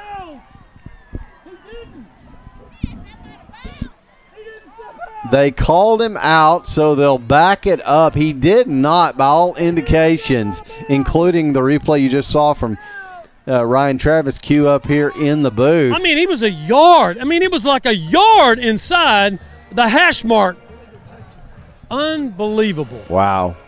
So now what's the call? Illegal receiver downfield. So not only did Jacksonville have a penalty, but they said Coda stepped out of bounds. It's well, it's not a good night in offensive lineman land for Jacksonville tonight. As even if Coda Kennedy, you know, they said he stepped out, which he didn't on the replay clearly, it would have been a 1st down for Jacksonville at the 14-yard line. But with the penalty, pushes it back to the 26. 4th down, 7. They marked it from the spot. Jacksonville looking for their 2nd 4th down conversion on this drive. McCown going to have to get rid of it quick. He's hit hard, and that ball just popped straight up in the air, and McCown slow to get up. They're pinning their ears back. I mean, you got to give Henderson credit. They smell blood like a shark in the water, and they are coming. They're pinning their ears back, and it was number 8, Dallas Alexander, coming off the edge from his outside linebacker position. He hits McCown right when he's releasing the ball, and it's incomplete. McCown got it away, but, boy, Alexander just hit him right when the ball was being released. And so another promising Indian drive stalls. Henderson back to work. Robinson going to fake the handoff, then he's going to look to go deep. And overthrows his man. It's a good thing because that was 6. Dylan Roberts got beat like a bad egg right there. Oh, wow. I mean, he's coming off the field now. And again, in Dylan Roberts' defense, he's been sick all week. He just practiced for the first time this week yesterday. And he's out there trying to play, and his wind's just not there. So McGowan will check in for Dylan Roberts in the secondary, 2nd and 10. Robinson takes the snap, hands off, straight ahead. Not much there. Ball is out. The ball is out. No signal yet. Henderson keeps possession. Yeah, it looks like Henderson. Looks like something might have happened on the bottom of that pile because it sure looked like Jacksonville had a good shot at it. There's the replay on the big screen and here in the stadium, and couldn't really tell. Yeah, timeout Jacksonville.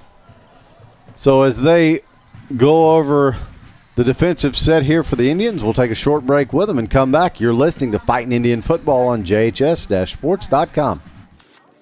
That 100% beef Whataburger takes 2 hands and all of your attention. So yeah, now's the time to sneak that fry. Good thing there's plenty to savor. Good thing there's Whataburger. Did you know that Homes and Properties realty listings are advertised on hundreds of websites worldwide? Their agents can show you any property listed in beautiful East Texas and the surrounding area. Call them today. Congratulations is Jacksonville's source for a full line of awards and engraving services. But we don't stop there. You'll want to check out our examples of creative personalized gifts too. Congratulations also serves East Texas as a promotional products dealer. We are passionate about sourcing just the right items. With our laser capabilities, we can also design and install acrylic signs. Coming back. Here we go. Want to see samples of our work? Go no further. And we are back live at Henderson's Lions Stadium as Jacksonville looking for a big stop, as they've just not been able to punch anything in despite some positive drives here.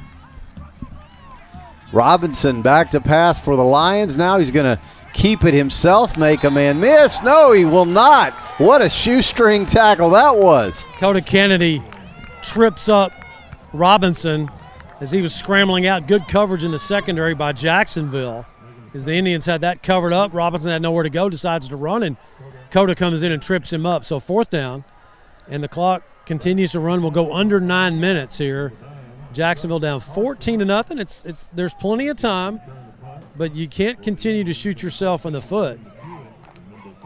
You got to catch the ball. You got to block, and this is clearly Jacksonville's not their best offensive performance tonight. We'll see clearly with a goose egg on the board.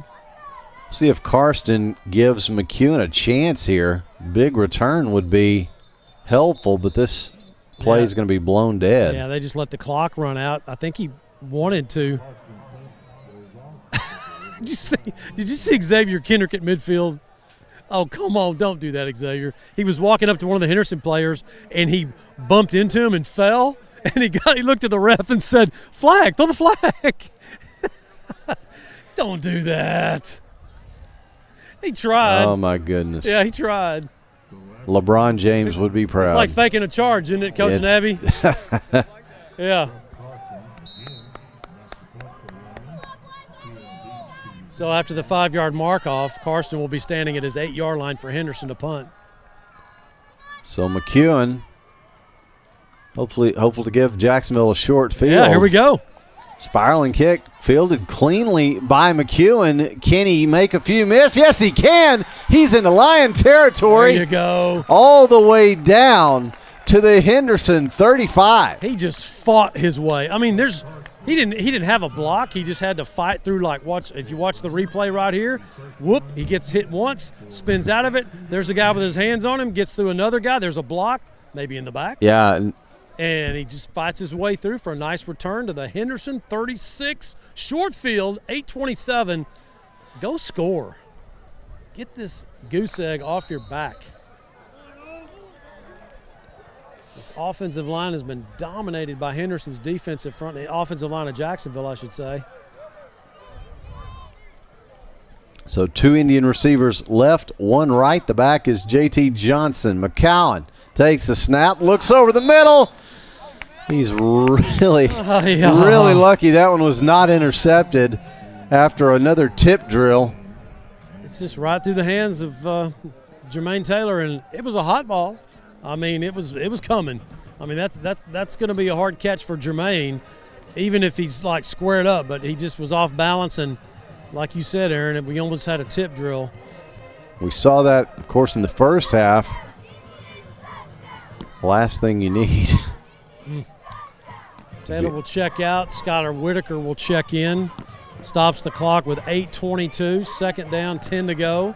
Henderson, 37 for Jacksonville. 2 Indian receivers each way. McCowan, little bit of time. Ball in the air. Overthrown. Oh, Ryan. Oh, he had him. Cash Bearden. No, check. Is that Bearden? 6? No, who is that? Yeah, that's Bearden. Yeah, that's 6. Bearden, 6. Those 6s look like 8s when you get to be my age, or maybe even a 3. Foggy contacts. Oh, Bearden was like 3 or 4 steps beyond him. Just, Give me the days of Dontrell Session and those long bombs. Ryan will get there. 3rd down for the Indians. McCowan over the middle. Pinson. It's caught. Tony Pinson. Bill McCray. Ford, 1st down. Been waiting for Tony Pinson to get involved in this ball game. I mean, he's literally been out for 10 days. I mean, he was really ill. So he's back, and it takes a little time to get those legs back in your wind. Makes his first catch of the game. Gets a first down to the 26 of Henderson. 2 Indian receivers each way. Johnson, the back on the left side of McCown. Now they'll bring McEwen into the backfield on his right side. And McCown under pressure from the backside. Looks for McEwen, overthrows him, incomplete. He just had to get rid of the ball again because the Lions were coming. A good decision by Ryan McCown just to get rid of that. Man.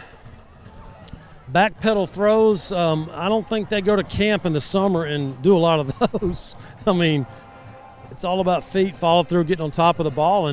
But when you're retreating like Ryan McCown's had to tonight, it's difficult.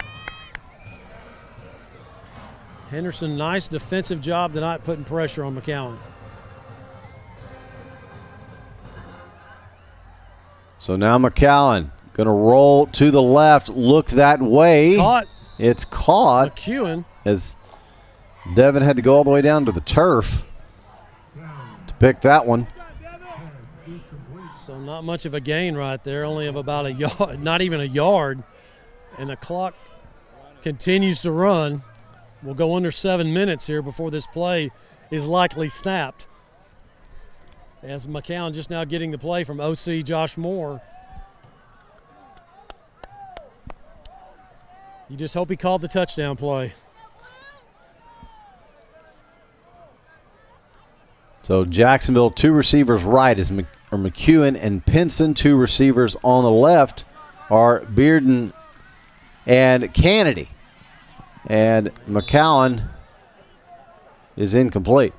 Yeah, it just came off his hand funny as Hagan Ray got pushed into him. And check that, that's a Billy Bateman fending off one of those defenders. And I believe the defender pushed Billy Bateman into McCown, and that caused the ball to come off kind of funny, and McEwen was wide open out here in the flat. He catches that. He's going to get a first down, incomplete. So it's 4th down. Jacksonville, has converted already 2 on this drive? Not this drive, but they've converted 2 in the ball game. This will be their 3rd opportunity on 4th down. They got to have it here. This is now or never. 2 Indian receivers each way. McCown needs time, looks left, throws, incomplete. Great one-on-one coverage over there. Henderson takes over. Yeah, good throw, just great defense. I mean, good coverage on Devin McEwen. McEwen had his hands on the ball, and the defender comes in, Devin Phillips, and just strips the ball out of his hand. So Henderson gets the ball on downs as this thing is starting to get away from Jacksonville. You're down 14-0, 6:38. If you go in and score right there, it really gets interesting. But now Henderson's got an opportunity to salt it away with a couple of 3 first downs. They're going to empty the backfield. So Robinson looking to throw. Jacksonville bringing a little pressure, but he's complete over the middle. All kinds of room to run. Big first down pickup for his brother, Jamal Robinson. And that is exactly what you cannot have if you're Jacksonville. Yeah, you want to call it a crossing route, but it really wasn't. I mean, it was really just that squat play where he just goes out and turns around, boom, delivers the ball, and then he just took off. Put his track shoes on and outran everybody. So I have 2 receivers either side of this formation. Jacoby Robinson rolling to his right, going to keep it himself. Jacksonville's secondary does a good job covering up the receivers. But Robinson able to make something out of nothing. So again, good coverage by Jacksonville, forcing Robinson to keep the football.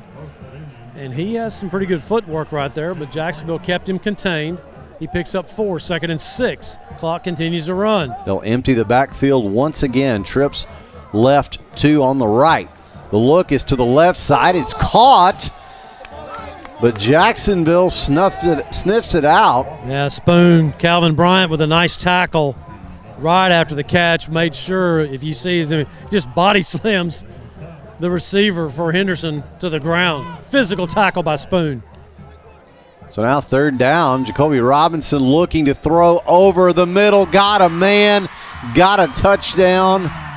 And unfortunately, it's gone from bad to worse for the Fightin Indians. So Xavier Kendrick lost contain right there. And again, when you play with sophomores at the varsity level, not making excuses, it's a faster game. There's so many more looks that a varsity offense will give you, and he just got fooled right there, and guy went by him for the score. Lost contain, lost the coverage. So the extra point attempt brought to you by Homes and Properties Realty is up and good. So with 5:28 to go in regulation, the score now. Another offside penalty on an extra point against Jacksonville. So they'll re-kick. I mean, there's no other way to say it. It's just a lack of discipline. I mean, when you're on D, you watch the football. When it moves, you move. You don't anticipate when it's going to be snapped. You go when the ball is snapped. So the re-kick attempt on the way is good. 5:28 to go in regulation. The score now, Henderson 21, Jacksonville nothing. We'll take a short break and come back. You're listening to Fightin' Indian Football on JHS-Sports.com. Dr. Folden, Dr. Westbrook, Dr. Stocks, and their dental team at All Smiles provide a wide range of dental services. This includes cleanings, fillings, crowns, bridges, implants, and cosmetic dental care. Call and schedule your appointment at 903-586-0741. Homes and Properties Realty agents work hard for you to offer a full-service experience. They pride themselves on giving both buyers and sellers the representation they deserve and are ready to serve you today. Since 1952, Texas Farm Bureau Insurance has been protecting their customers with life, auto, and homeowners insurance. Call Micah Hoffpower in the Jacksonville office at 903-586-9809. Micah's years of experience will help you find the right coverage for you and your family. And we're back live at Henderson's Lions Stadium. 5:28 to go, fourth quarter. And Henderson leading 21-0 with a Henderson scoring drive summary. Once again, here's Todd Travis. Todd? It was a 4-play drive, covered 75 yards, finishing with a touchdown, putting Henderson up 21-0. Yeah, and you hate to say, Matt, that's the dagger, but boy, it sure feels like it. Yeah, it sure does. Taylor on the return. He's had a rough night as the sophomore, but he's able to take this one out to the 26. So all that for about a yard. Got an injured Fightin' Indian on the turf right now, but that 75-yard drive that Todd just described, I mean, that truly is the dagger, Aaron, because not only that, but you had an opportunity to make it 14-7 if you're Jacksonville. You got down there. It's the third time Jacksonville's been in the red zone, third time, and they came away with nothing.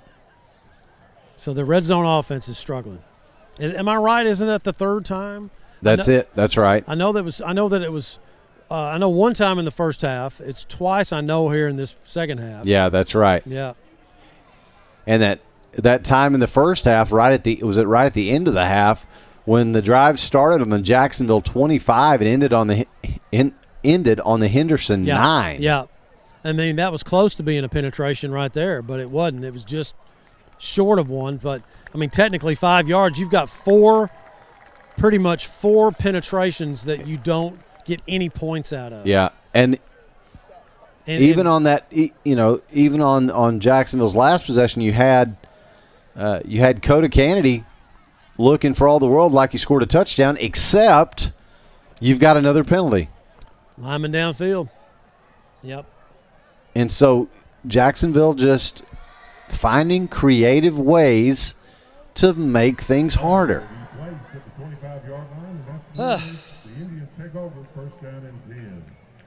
So Ryan McCowan back to work.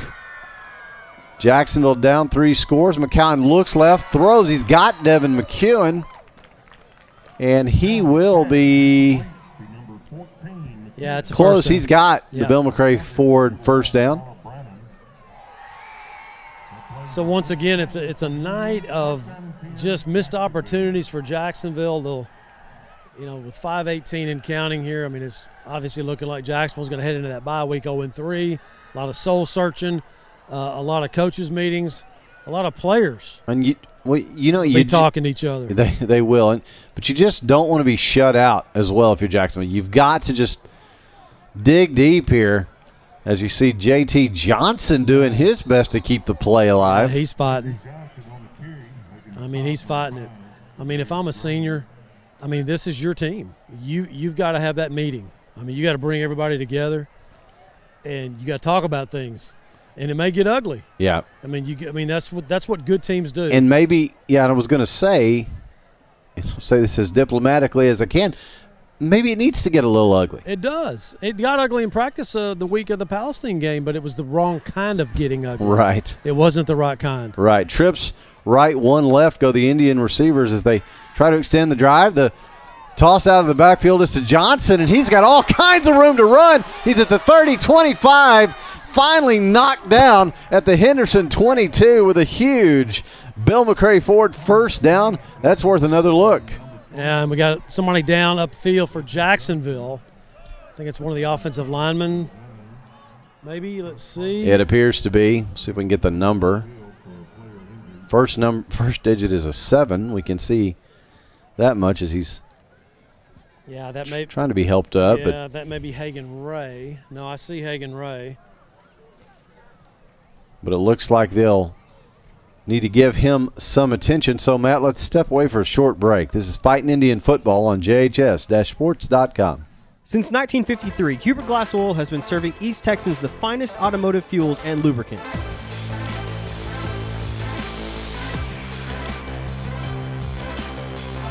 Hubert Glass Oil Company, the clear solution for your business. The honey barbecue chicken strip sandwich is delicious. It's got that barbecue flavor, the cheese melts on top with that Texas toast. You look at it, your mouth starts watering. It's my go-to sandwich. The honey barbecue chicken strip sandwich, that's my all-time favorite. Hi, I'm Matt Montgomery. For the past 37 years, I've been helping people just like you get their financial ducks in a row. I'm a registered investment advisor and chartered financial consultant. We do portfolio management and comprehensive financial planning. Give me a call for a free consultation. Gene Bromlow, class of 66, and his daughter Ann Farmer proudly support Jacksonville athletics. Come on over to the South Jackson Dairy Queen and get one of their world-famous blizzards. Dairy Queen, where happy tastes good. And we're back live in Henderson. 4:26 to go in regulation. The Lions leading Jacksonville by a score of 21-0 as Fightin' Indians offensive lineman Alexis Martinez being helped off. Moving a little gingerly is Alexis. So back to work from the Henderson 22 as the Fightin' Indians look to punch this one in and get the goose egg off the scoreboard. And, Matt, we were just talking in the break. Didn't think the issue would be with the offense for Jacksonville this evening. Yeah, I mean, that is shocking. I mean, Jacksonville's offense has been, I'm not going to use the word prolific in the first two ball games, but it's been pretty handy. I mean, Ron McCown is throwing over 300 yards a game, and, they've scored points. Defense was giving up. Now tonight, it's just the opposite. See if they can get in the end zone here at the Henderson 22. Trips right, one left, go the receivers. McCown, a little bit of time. Over the middle, it's intercepted. And you got to make a tackle. But just like that, another near red zone penetration does not result in points. Instead, it results in a turnover as Kyler Branham comes away with a pick. And again, pressure on McCown as he was getting his feet set and he was releasing the ball, he got hit, and the ball was underthrown. He didn't get a full arm. He didn't get a full throw on that, Aaron, and I'm not making excuses, but, I mean, he was getting hit, and he underthrew it. He was looking in the end zone, had a guy behind it, and it just, when you get hit, the ball's not going to go as far, and that's why it got picked. So Henderson back to work, a few first downs away from salting this one away. Handoff. Flag comes in. We'll get the call. A chop block, it looks like. Yeah, as you got another Fightin' Indian down. Yeah, it's Aiden Gay. And so he goes down on the chop block, and that's the penalty. That's illegal. You can't chop block. So we got a timeout on the field as they attend to Aiden Gay. So let's take a break. Yeah, we'll take it with them. This is Fightin Indian Football on JHS-Sports.com. For over 120 years, we've worked to be the most trusted bank in East Texas. Strong leadership, active involvement in the community, and long-term relationships with customers piece together the strong foundation on which we base our business. A community bank dedicated to serving our local families and businesses. Visit any one of our locations across East Texas and let us show you why we've been the bank of choice since 1900. That 100% beef Whataburger takes 2 hands and all of your attention.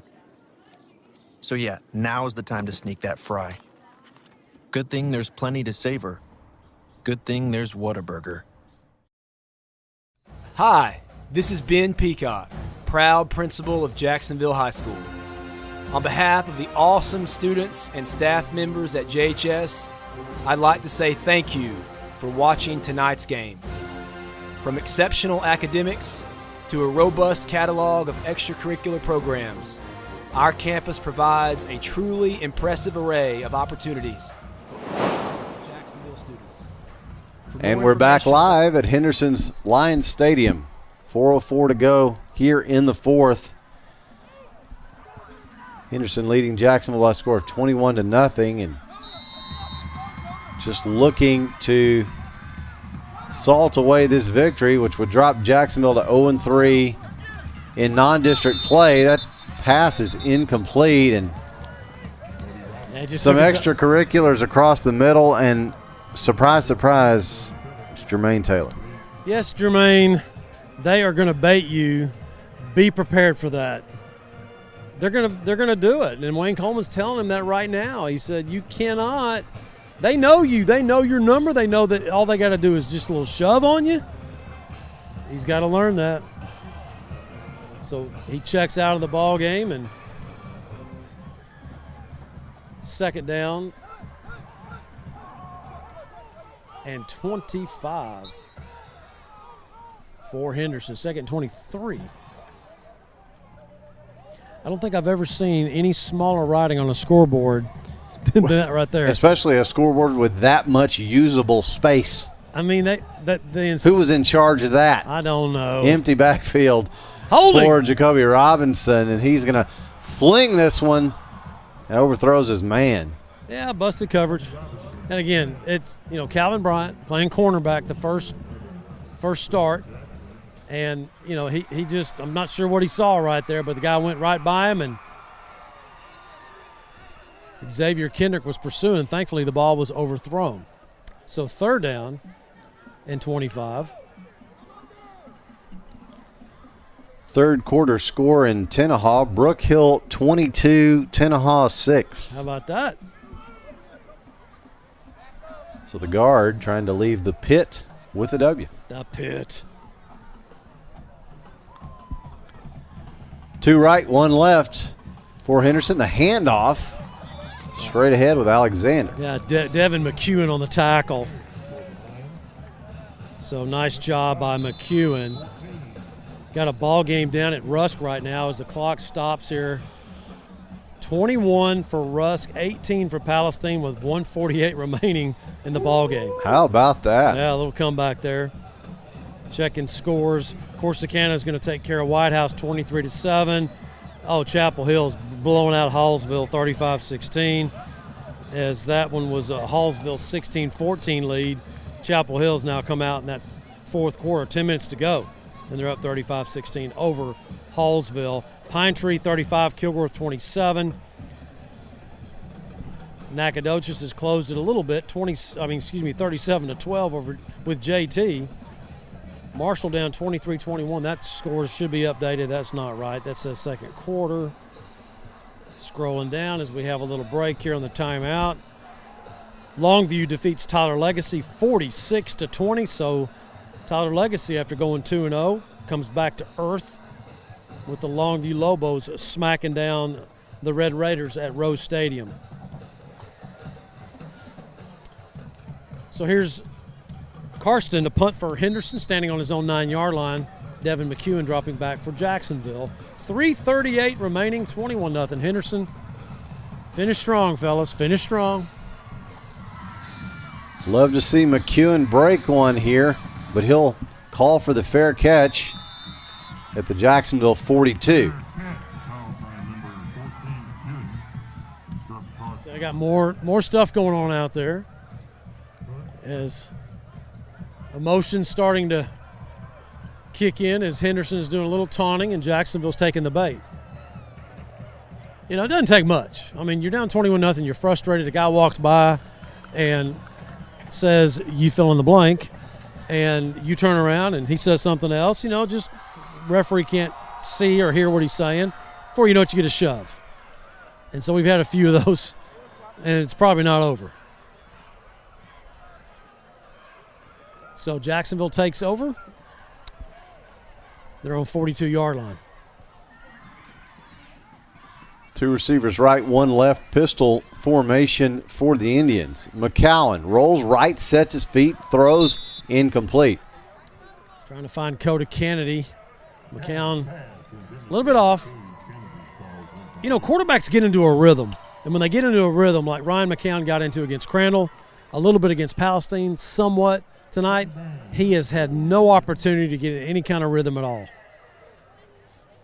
And, you know, blame that on whatever you want to blame it on, but a quarterback has to feel comfortable back there, and he has to be able to look to see what he wants to throw, who he wants to throw to, without fearing he's going to get, you know, knocked on his back. Hadn't been the case tonight for Ryan McCowan.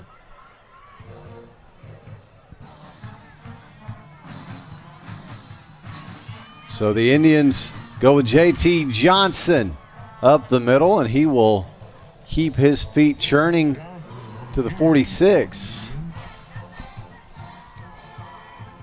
So Isaiah Mallard with the ankle injury, and I believe it's a high ankle injury, which those are typically those are the ones that are more difficult to get over. So, I mean, you know, 2 weeks you got district starting. You may not have Isaiah Mallard back. I mean, that's one of your weapons. And so you got to improvise if you're Jacksonville's coaching staff in the event that he's not able to get back for district. So far tonight, JT Johnson's done a nice job. Two receivers right, one left for the Indians. McCowan under pressure, looks right, throws, got a man. Caught. Right at the sticks. Coda catches it. And Kennedy picks up the Bill McCray Ford first down. Man, what is going on? They got to call that. I mean, you know, if a guy pushes you and walks away, that's still a penalty. I think the officials have just kind of checked out, and they're just trying to finish this thing up and not have to explain stuff to coaches and throw flags. I predict that won't end well. 2:25 and counting. Here as the Fightin Indians look to shake off the goose egg. The handoff to Johnson. He's got room to run on the right side, and he powers down near the 40. Yeah, flag on the play, usually in that holding area. Another final score now. This one from Tenaha. Brook Hill 22, Tenaha 12. So Brook Hill improves to 2-1 on the season as they get ready for district play in a few weeks. Shot block on Jacksonville for 15 yards.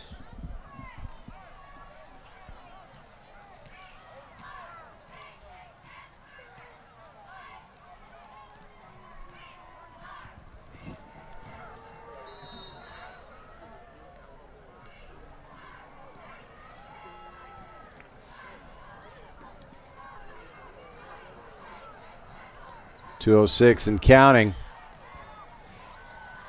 It's Jacksonville now with the long field after the penalty. McCowan needs time. Here comes the rush. Rolls right, throws a deep ball. Incomplete. Good protection for McCowan that time, as he had plenty of time as the offensive line formed just a nice little pocket for him, and he gets the throw off, but he throws it out of bounds, and not giving Coda Kennedy really an opportunity to catch the ball. Just too far out of bounds, right toward me down here. Stops the clock with 1:50.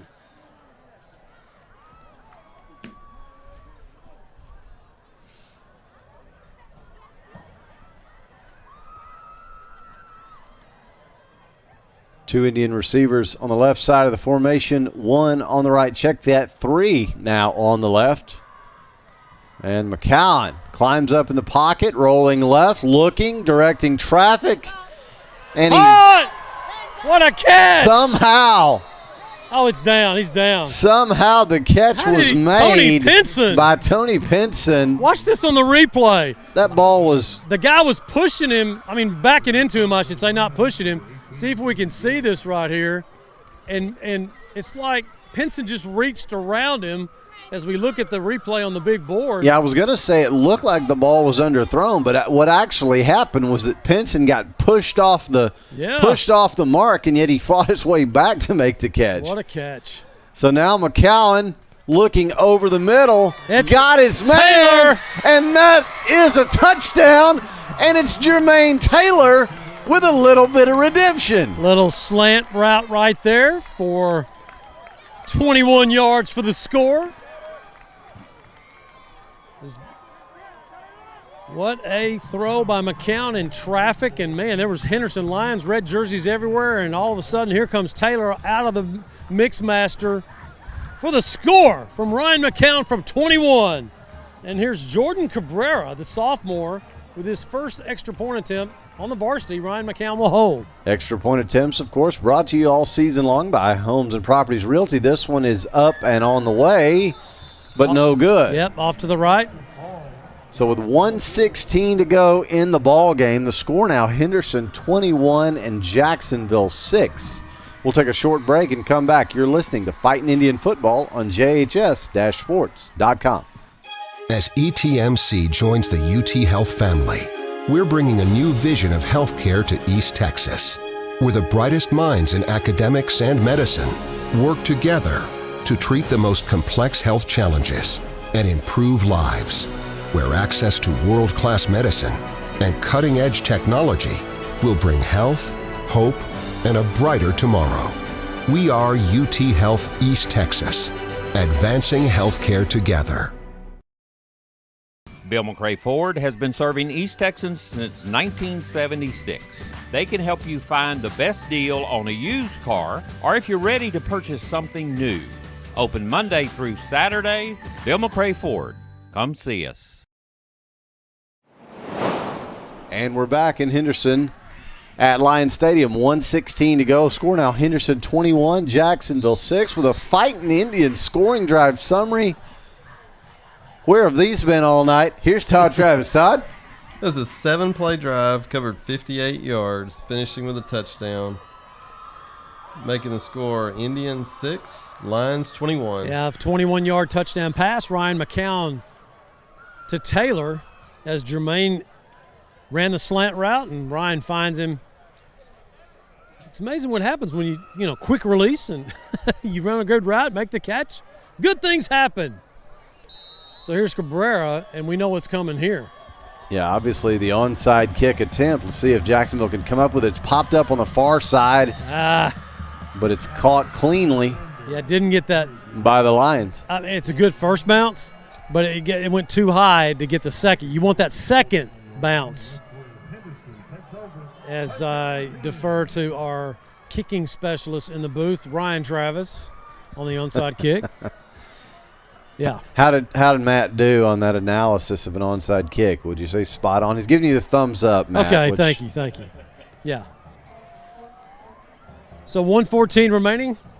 Henderson will salt this one away here with a couple of first downs as Jacksonville will go into the bye week 0-3. And, it's this is the 9th consecutive loss for Jacksonville going back to last season. That's tough. And Jacksonville 8th consecutive, excuse me. Heading home to Tomato Bowl, where I really shouldn't even say this.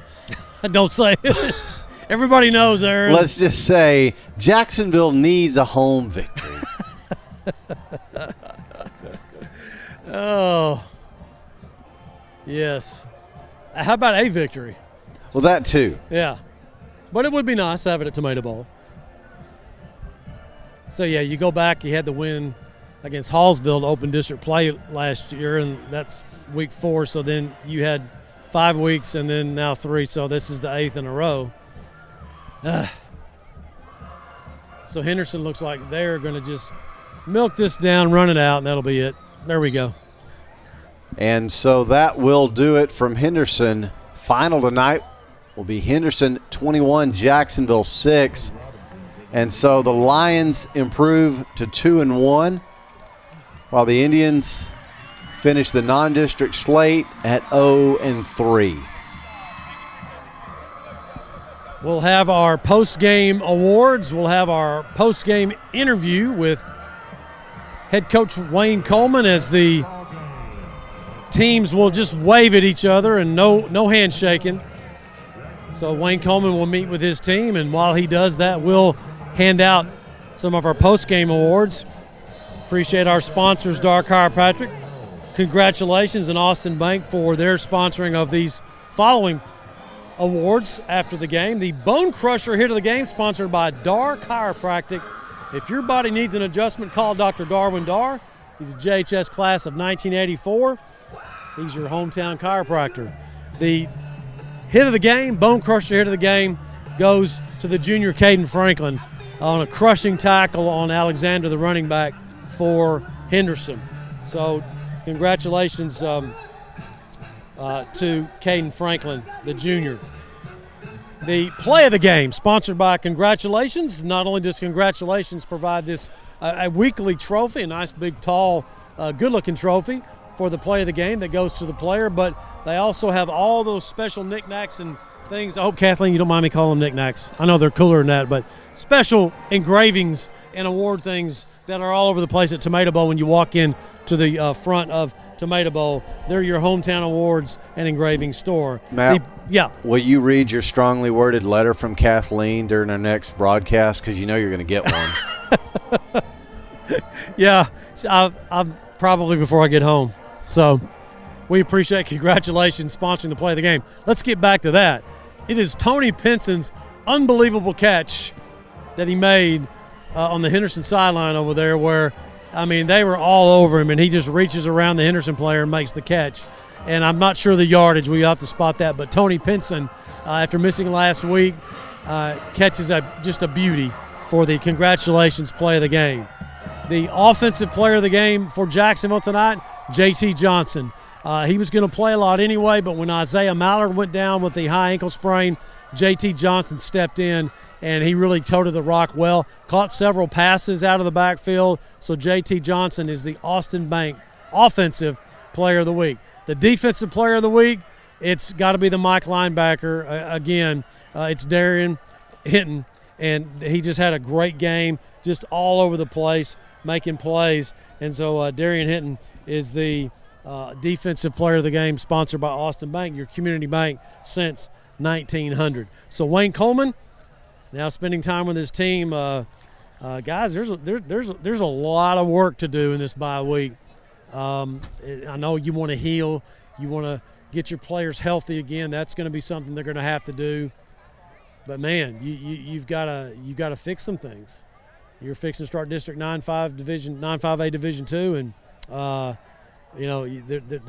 teams in that district, I mean, we know who they are, and you got to get ready. So it's going to be an interesting bye week for Jacksonville to see if they make any personnel changes, if they move some people around. They did some things tonight defensively, guys, and look what happened. They made some defensive changes, and yeah, they gave up 21 points, but it wasn't 51. Improvement. Offense regressed. Not sure what's going on there. Yeah, there's really no other way to say it, Matt, and it's just been a constant thing since week one. I mean, you come out with the 36 points against Crandall, and you think, okay, we've at least established, kind of a baseline about what this offense is capable of, and it's just started to drop off. It's one of those things you just kind of scratch your head. Although tonight, I mean, if you have to point at one thing, you have to say the offensive line was dominated from start to finish. And that trickled down into McCowan being under pressure all night, taking all the hits that he took, and then interceptions, the turnovers as well. So drop passes again. That's where you've got to put it tonight. I think. It's part of it. I mean, I think that is part of it because, on the other hand, to flip that, the pass protection was poor. There's no doubt. But the running game wasn't bad with JT, and Isaiah was starting to kind of get rolling a little bit until he got hurt. Who knows what a difference maybe Isaiah could have made, maybe spreading Henderson out just a little bit more defensively. But there's no question, Aaron, you're right. I mean, it was just a poor night, tough night for the Jacksonville offensive line. They just couldn't keep people off Ryan McCowan. And, Devin McEwen had his typical stellar game. Jacksonville still they haven't worked in the big tight end Boyd like I thought they were going to. Get him the ball. I'm telling you, he can catch the ball. But he plays defense, but he was at offense on tight end tonight. No targets for him. I don't know. Maybe they're saving that for district. I don't know. But no throws at Calvin Bryant. So, I don't know. Well, it's possible that there's some things being saved for district because obviously, obviously these games don't count in the technical sense. Obviously you do want to figure out who you have and sort of how your team's going to look. But we've talked about it a lot over the course of the last couple of ball games. But just remember 2003, yes. Folks. Just remember. It can happen. Yeah, remember Randy Copeland's first year in Jacksonville as the head coach. Of course, that was an 0-5 non-district campaign, a 5-0 district championship. So, and that first win in district came against the greatest high school running back, one of the greatest high school running backs in the history of Texas, Adrian Peterson. So, I mean, we keep referring to that, and that's a long time ago. I get that. But it's still something that makes you think, yeah, it is possible. And, look, this coaching staff's they're going to put their head down. They're going to work hard. They're going to put the best kids on the field. They're going to try to put them in a position to win. It's frustrating. I know Jacksonville fans want more than this. Everybody does. The kids do especially. Yeah, I was just about to say, Matt, I bet you that nobody wants more than this than those guys that are actually wearing the uniforms down there. So we have head coach Wayne Coleman on the All Smiles post-game interview. Head coach, Wayne, we were trying to figure out what an improvement tonight on defense. And then the offense just regressed. And I don't know if it was Henderson was doing something that was unexpected, but Ryan was under pressure all night long. Tough night for the offensive line. You lose Isaiah. That changes things. So your assessment of the ballgame so far? Defense was much improved. We thought they would be. We thought we'd play better with this style of football. Offense just didn't click. There was several opportunities where we just missed it by inches or, dropped or fighting for extra yards, fumbled. We just didn't – it wasn't there. Yeah, you had 4 trips to the red zone, and you didn't come away with anything until you got the score a moment ago, but you weren't in the red zone. That was from 21 yards out. So 4 times inside the 20 with no points. Yeah, I know we took a big sack one trip. I know we dropped a ball. Yeah, down there. Yeah. So you can't – you got to play clean football if you want to win. A physical game. Henderson, like I said, we talked about it all night long, the pressure that he put on Ryan McCown. He's going to be sore tomorrow. And so just fighting those guys off. They had some pretty good cats up front. They did, and we had a plan for them, and it worked okay in the first quarter, but I think they made adjustments, and they ended up getting pressure on us. So you go into the bye week, Hallsville will be coming in. They were getting beat 35-16 by Chapel Hill after leading Chapel Hill 16-14. It's a much improved Hallsville team. Coach, what do you want to try to get done in this bye week? I know always you want to get players healthy. What do you want to try to get done this week to get ready for district? How do you get the offense that performed in game 1 to show up on the same night as the special teams that performed the last couple games and the same defense that performed tonight? Yeah. How do you get all 3 phases to click at the same time? You just keep working. And, maybe some of the kids were playing both ways. Maybe there's something there that we're too tired at positions, but we've got to look at that. Well, maybe you can put it all together for that first district ball game because this is where it all counts. Everybody's going to be 0-0. These first 3 games, they're just getting you ready for district. And so you get to wipe the slate clean, and maybe you can get it all clicking then. Yeah, it's and nobody likes that. when you're 3-0, you've got to be very wary of your team not improving still and being ready for the district opener. Just like when you're 0-3, we know we've got spots that we got to work on and try to put it all together on the same night. So, if there's any advantage to being 0-3, it's the fact that we are definitely know that we've got to keep going to work every day. Coach, thank you so much. Appreciate it. Thanks, Matt. Head Coach Wayne Coleman, the All Smiles post-game interview. Appreciate All Smiles sponsoring all of our conversations with Head Coach Wayne Coleman, and he's always so gracious. Win or lose, come over and visit with us. And he's down. His dauber's down, and it's understandable. I mean, who would have thought? Who would have thought your offense would have had such a tough night after the first 2 ball games? Guys, I'll toss it back up to you. Thanks, Matt. And as we bring it back up into the press box here, we'll take one final look at the post-game stats. Post-game stats brought to you by Randy Gorham, CPA. He's been your hometown CPA in Jacksonville since 1984. And we'd like to thank Randy again for sponsoring our statistics all season.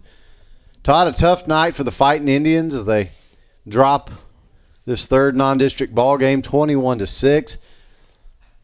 Lots of positives from the offense up to a point.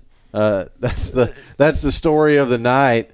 Let's take a look at the numbers. Yeah, looking at the numbers, you would expect the score to be a lot closer. We finished with 349 yards of offense on 71 plays. Passing, we had 260 yards. Rushing, we had 89. Compared to Henderson's total offense was 293. So penalties, turnovers, we had 3 turnovers tonight, 2 fumbles, lost 1, and then we had 2 interceptions. So, and I know last week was a lot of penalties, but tonight we had 7 for 55 yards. We had 22 first downs with 7 rushing and 13 passing. We were 7 out of 15 on third down and 1 for 3 on fourth down. Individual stats, McCowan finished with 19 completions on 40 attempts, 260 yards, 1 touchdown, 2 interceptions. Rushing, leading rusher was J.T. Johnson with 16 carries for 62 yards. McEwen had 4 carries for 18.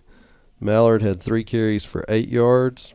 McCowan had 7. We won't talk -2. Receiving, Devin McEwen, 8 catches for 75 yards. J.T. Johnson, 3 for 60. Tony Pinson, 2 catches for 52 yards. Jermaine Taylor, 3 catches for 49 yards and the touchdown. Coda Kennedy had 2 catches for 17, and Ryan Walker 1 catch for 7 yards. So Jacksonville able to spread it around a little bit again tonight, just not enough consistently, and the inability to finish drives, some very good drives that got deep into Henderson territory, but not quite deep enough. And Henderson walking away with the win. Jacksonville does get the late consolation score. Jermaine Taylor able to sort of get a little bit of redemption on what was a tough night for him overall, but not quite enough. And so Jacksonville heads into the bye week with the Hallsville Bobcats coming to town in 2 weeks to open District 9 5A Division II play. Jacksonville has a lot to work on, players that will need to get healthy, and a lot needs to change and needs to happen between now and that district opener in 2 weeks. But Jacksonville believes they have the personnel to do it, and we will see what they have in store. 2 weeks from now at Tomato Bowl, Hallsville and Jacksonville will kick off at 7:30. We'll have the countdown to kickoff at 6:45. Tonight from Henderson, for Todd Travis, Ryan Travis, and Matt Montgomery, this is Aaron Swink saying thank you for listening to Fightin' Indian Football on JHS-Sports.com.